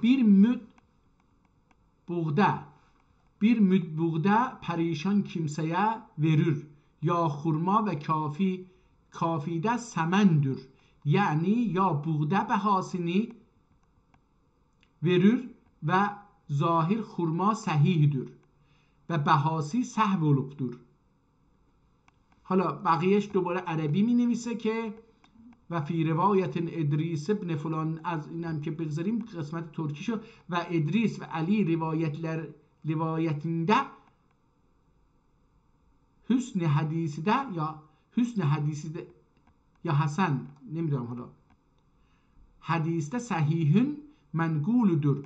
Evvel ol Hazretin salavatullah aleyhi ki təsəddüq eyləsin bir gün için bir müd buğda. حالا این müd چیه نمیدونم، bir mür احتمالاً باشه، bir müd یا mür، این بالا هم بود mür یا müd، mür باید باشه، به نظر میاد müre تا چیز. mür یه احتمالاً واحد سنجشی باشه، نمیدونم یه نوع حالا چی هستش. bir müd buğda یا arpa، arpa rahmetli Saduq Hazret salamullah aleyh cevabini نقل ایلیبدür و سوالی نقل ایلمیبدür. میگه جواب رو پرسیده، حالا سوال رو نپرسیده. و قوvetli hadisinden Muhammed ibn Mansur'den menguldür ki dediği Hazreti İmam Rıza'dan salavatullah aleyh soruştum bir kimsenin ki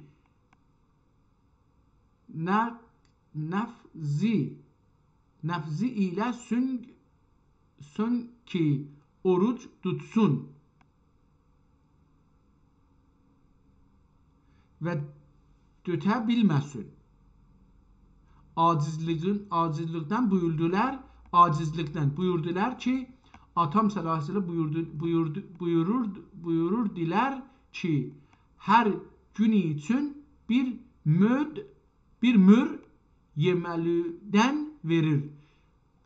Bir mür احتمالا مره، این مر گفتم مر yemeluden حالا یه مقداری از هر چیزی که میخورن بده. اینم از این. بریم صفحه بعد، صفحه 490 ببینیم که این 490 جلده، از اینجا میان بیرون. 400 اینو ببندیم، 485 رو ببینیم. خط عوض شد دوباره و ما اینجا با این متن min yol çagir vereler anda ve ol mekanda bir evi vardır adın ve ol evde oddan همون oddan ve ol evde bir guyi vardır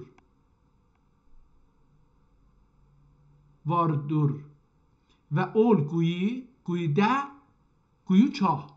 guyuda bir tabuti vardır oradan ve ol oddan، این تابوت هم از آتیشه، oddan ve o tabutida bir yılani vardır ve bir ki vardır ki ol yılanın min başı ve min ağzı vardır ki her ağzında min niş vardır ki her nişi min arşundur. Pes Anes ibn Malik soruşdu ki ya Resulullah ne kimseleri anda azab eyler. O Hazret sallallahu buyurdular ki ol kimseleri ki Kur'an hamilidirler ve çağır içerler. اینا ملاهایی هستن که قرآن میرن مسجد و اینا، یا هر کسی که دیگه در واقع قرآن صحبت میکنن، اما میرن çağır میخورن. çağır همون مشروب içerler ve dahi Hazret Peygamber sallallahu aleyhi ve aleyhi buyurdular ki çağır içen bot perest tekdir و نعوذ بالله و داخی حضرت نعوذ بالله و داخی حضرت. حالا بقیه‌اش هم که بذاریم بمونه. این 486 رو ببینیم. این صفحات آخر از هر کدوم. حالا من تلاش میکنم یه چیزی بخونم که ببینیم یه تاریخی. البته تاریخ رو میشه از روی چیز پیدا کرد، از روی شاه سلطان حسین پیدا کرد. به هر حال اون رو میشه پیدا کرد و حتی میشه تقریبی دیگه میشه پیدا کرد. یعنی خود نویسنده هم آدم بنویسه در چه سالی متولد شده، در چه سالی مرده، شاه سلطان حسین چه سالی متولد شده، چه سالی مرده، تا چه سالی حکومت میکرده. در این مقطع رو میشه به هم گره زد و پیدا کرد که در چه سالیه. یا bir şerbet suça gariçne garayçne ve versin. Pes Allah Teala müsaade iler o kimsenin qəbrinin də ki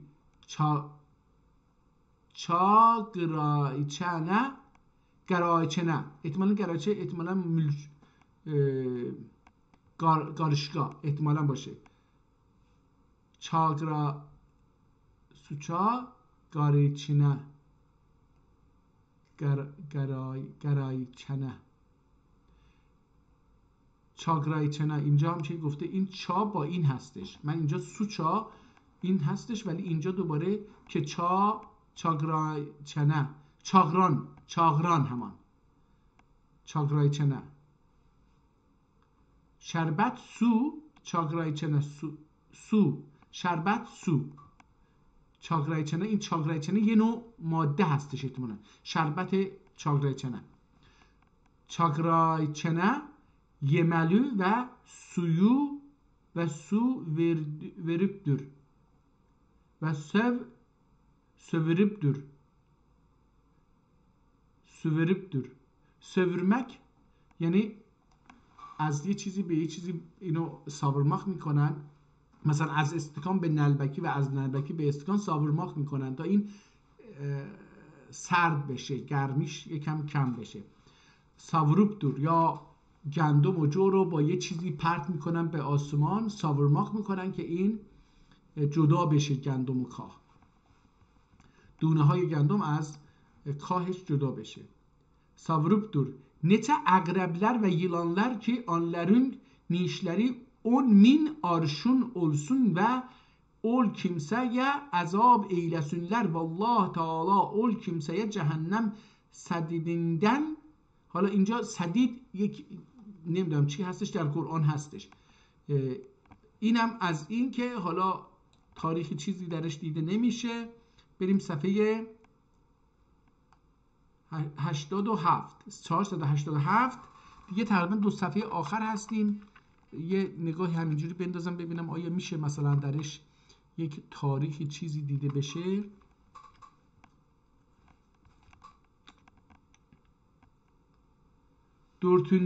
Dördüncüsü çağır içenleri. Beşincisi ol cemaati ki mescidde dünya sözünü danışırlar ve dahi Hazreti Peygamber'den sallallahu aleyhi ve aleyh rivayettir ki çağır hami yamanların serkerdesidir. Yaman yani pislik. Nigah konid inca pislik. Yamanların çağır hami yamanların serkerdesidir ve hami yamanların anasıdır ve hami yamanların kilididir ve dahi Hazreti Peygamber sallallahu aleyhi ve aleyhi ve sellem rivayettir ki حالا اینجا دن بالا افتاده بوده و dahi Hazreti Peygamber'den sallallahu aleyhi ve aleyhi ve sellem rivayettir ki ol kimseyi ki terk eylesin çağrı Allah Teala'dan gayri kimse için pes Allah Teala onu rahig mehtum'den rehmu'den seva su içirdir. Rahig mehtum'den su içirdir. Pes Hazret sallallahu buyurdular ki Allah Teala'nın gayri için oldur ki çünkü on öz nefsinin muhafizeti için terk eyleyiptir. Allah Teala ondan رضادر و داخی حضرت پیغمبر اینم دیگه ازش جدا بشیم.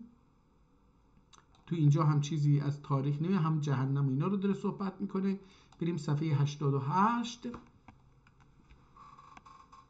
ببینیم اینجا چی هست. خیلی بزرگ شد این رو یه مقدار، نه درست، ببینیم آیا میشه از اینجا یه تاریخ چیزی به چشم بخوره خیلی عالی میشه، ولی هنوز ایستر از بس سخت داره با الله تبارک و تعالی و نه یه سن دیدیم.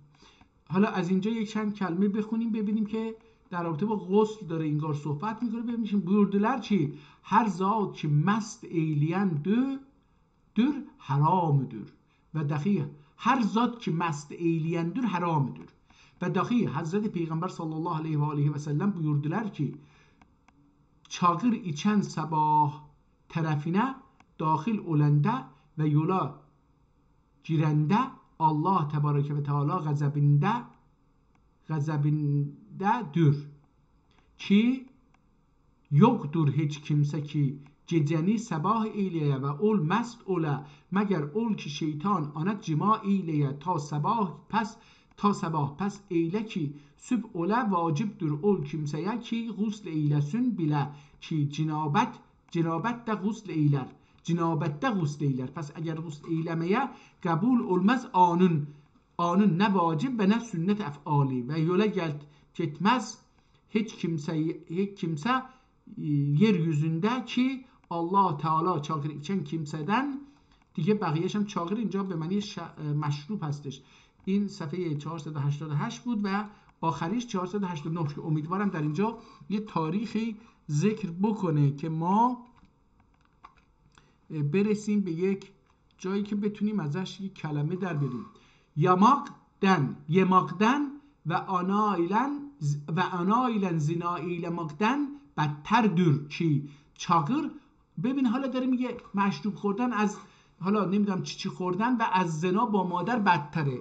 دیگه داره خیلی چیز میکنه دیگه، میخواد بگه که آقا مشروب نخورید، داره خودش حالا نمیدونم دیگه بدتر دور، یعنی حالا یکی بخواد مشروب بخوره بهتره بره با مادرش زنا بکنه، یه معنی این هستش دیگه. یا اگر مشروب خوردی میتونی با مادرت هم زنا بکنی، یه چنین چیزی بی اخلاقی رو داره میگه.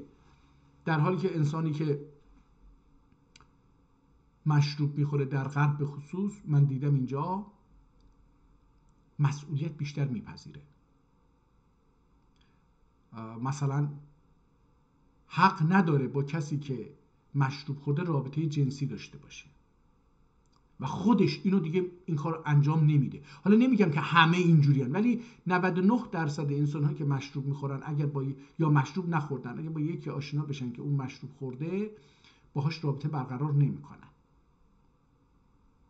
انسان خودشو مسئول میدونه، ولی اینجا برای اینکه بگه خودتو مسئول بدون میگه که یماقدن و آنایلن زنائیل مقدن بدتر dür çağır hami yaman işlerin kilididir. Pes bu çağır içen cemaati halayık gümrah olmuşlar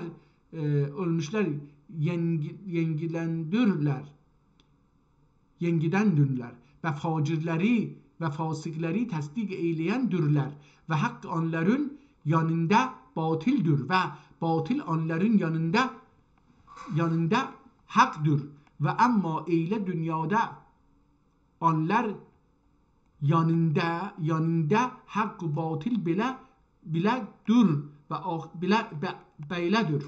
حق و باطل بیله دور یعنی این گونه هست. بیله یعنی این گونه.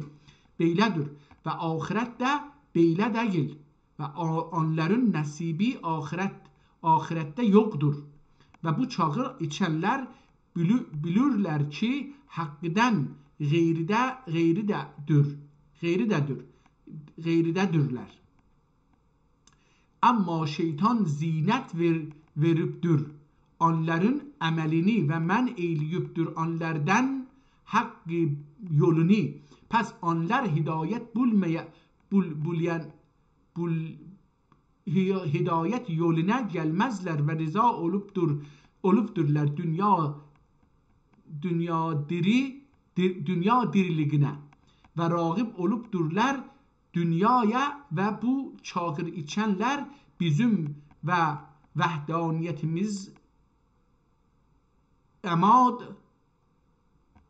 غافل دولر. حالا اینجا یک چیزی نوشته که نمیدونم چی هست، عمل هستش، اماد هستش، چی هست، این خودش هم خیلی اینو کلفت نوشته، یعنی ظاهرا باهاش مشکل به وحدانیتimiz احتمالاً وحدانیتimiz la غافل durlar ve onların aramgahı cehennemdir, odidir. Ol çağır içmaqdan ki sebep olubdurlar ve dahi ol ki Hazreti Peygamber sallallahu aleyhi ve aleyhi ve sellem buyurupdur ki همیشه اینجوری نوشته، با پ نوشته، با ب ننوشته. این در قرارداد buyurup به کار میره.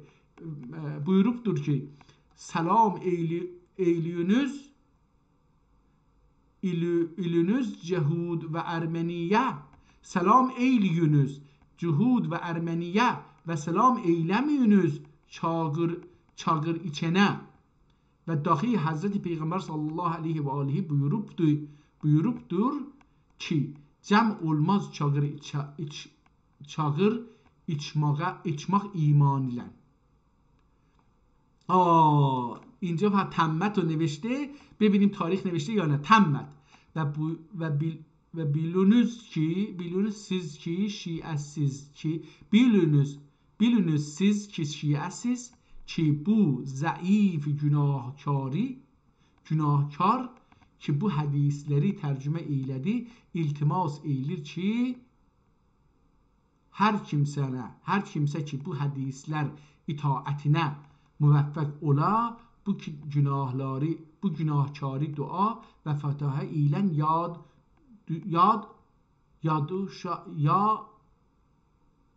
yad ve şad eyleyeler. تاریخ نگذاشته. من فکر کردم اینجا دیگه یه تاریخ گذاشته باشه. گفته که من که این رو ترجمه کردم، این احادیث رو اینو خوندید، من رو از چیزتون، دعاتون فراموش نکنید و شادم بکنید. اینجا کتاب رو میبینیم که خیلی زبان کتاب زبان ادبی نیست، زبان محاوره‌ای هستش، خیلی صمیمی هست. کتاب آدم‌های به نظر من، این دربار ننوشته، در زمان اون نوشته اما برای دربار ننوشته. کتاب خیلی آسیب جدی دیده در بعضی جاها، ولی خب شکر خدا که این کتاب مونده. کتاب تخصصی هستش، ما چه بپذیریم چه نپذیریم این کتاب تخصصیه، در مورد فقه هست، در مورد احادیث، در مورد درستی و صحت احادیث داره که چیزهایی رو نوشته، حالا چه قبول بکنیم چه قبول نکنیم. این یک از طرف دیگه بعضی میگن آقا مثلا ملا چه دردی از جامعه باز میکنه.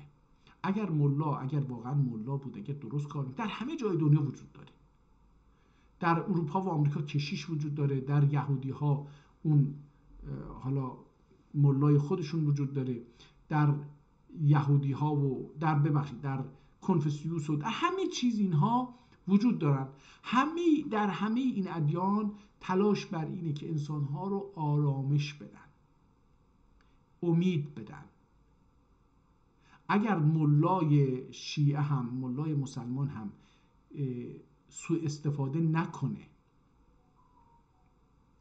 و دروغ‌های خودش رو راست جلوه نده، حرام‌ها رو خودش بخوره، حلال‌ها رو برای مردم حرام نکنه، کارش اینه که از نظر روانی جامعه رو آروم بکنه، انسان‌ها رو آروم بکنه. حالا بعضیا میگن قیامت هست، بعضیا میگن نیست، کاری به این نداریم که هست نیست، ولی اینکه انسان از نظر روانی آرام باشه، قانع باشه، دیگه خودشو به آب و آتش نزنه، دزدی نکنه، جنایت و خیانت نکنه که یه پولی به دست بره، خودش خیلی مهمه تو کار اجتماع. اینکه انسان ها به یه جایی برسن که بگن آقا من به هر دلیلی دزدی نمی کنم، کلاهبرداری نمی کنم، به ناموس دیگران تجاوز نمی کنم، ظلم نمی کنم، ستم نمی کنم، به باغ مردم وارد نمیشم، اموال دیگران رو نمیگیرم.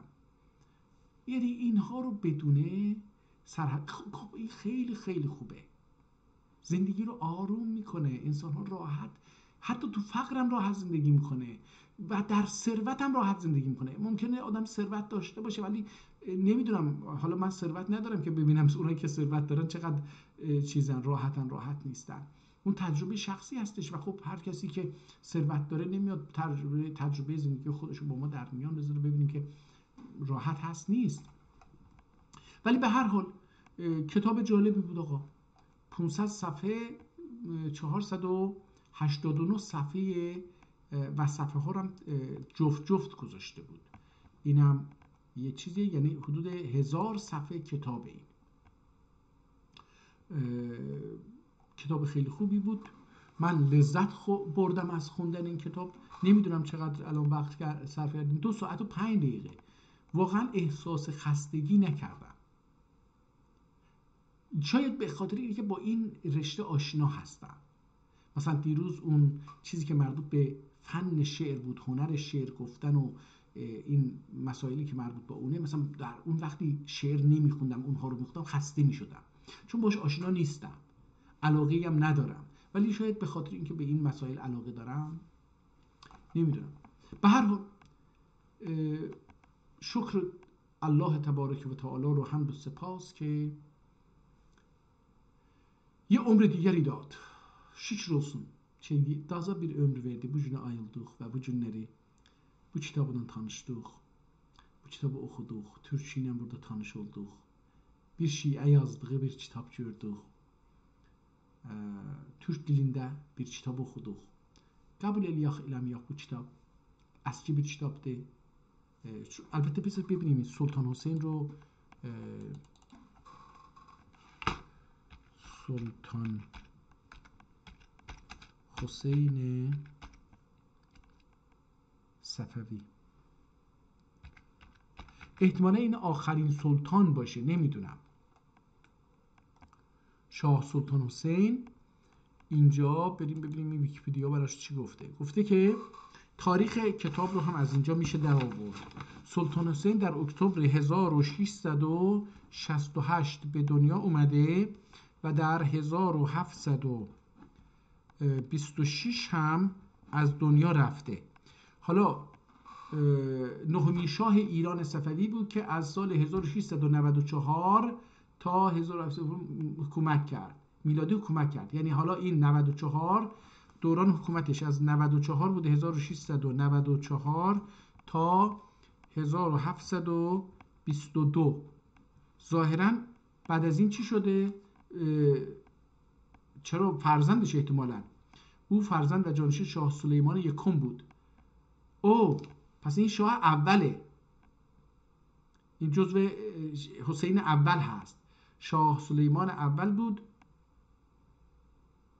حکومت شاه سلطان حسین با قیام افغان ها به رهبری محمود افغان، نه همینه، درسته.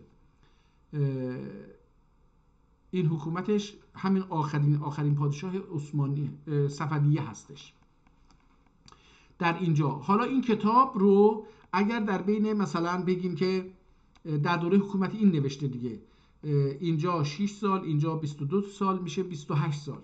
28 سال این حکومت کرده. در این 28 سال این کتاب نوشته شده. حالا ممکنه که مثلا یه چند سال اولش هم حساب نکنیم، یه چند سال آخرش هم حساب نکنیم، وسطش میشه مثلا این 28 سال بس 14 سال.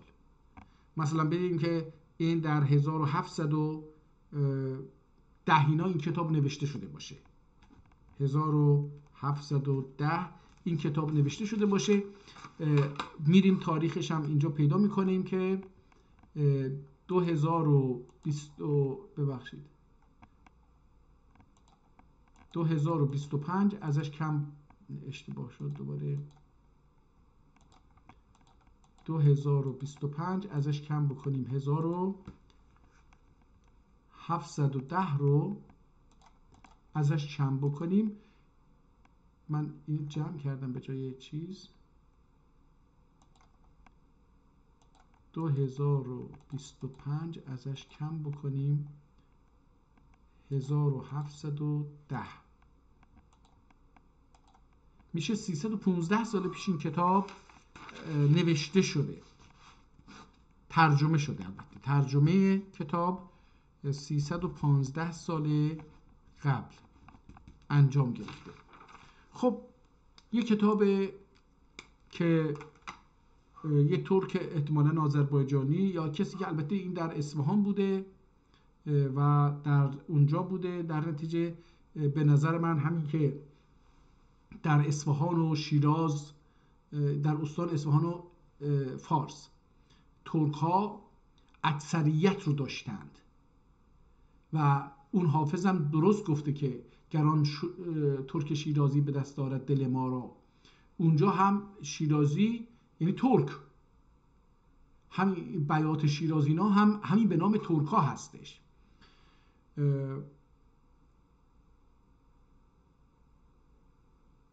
خب به تدریج بعدها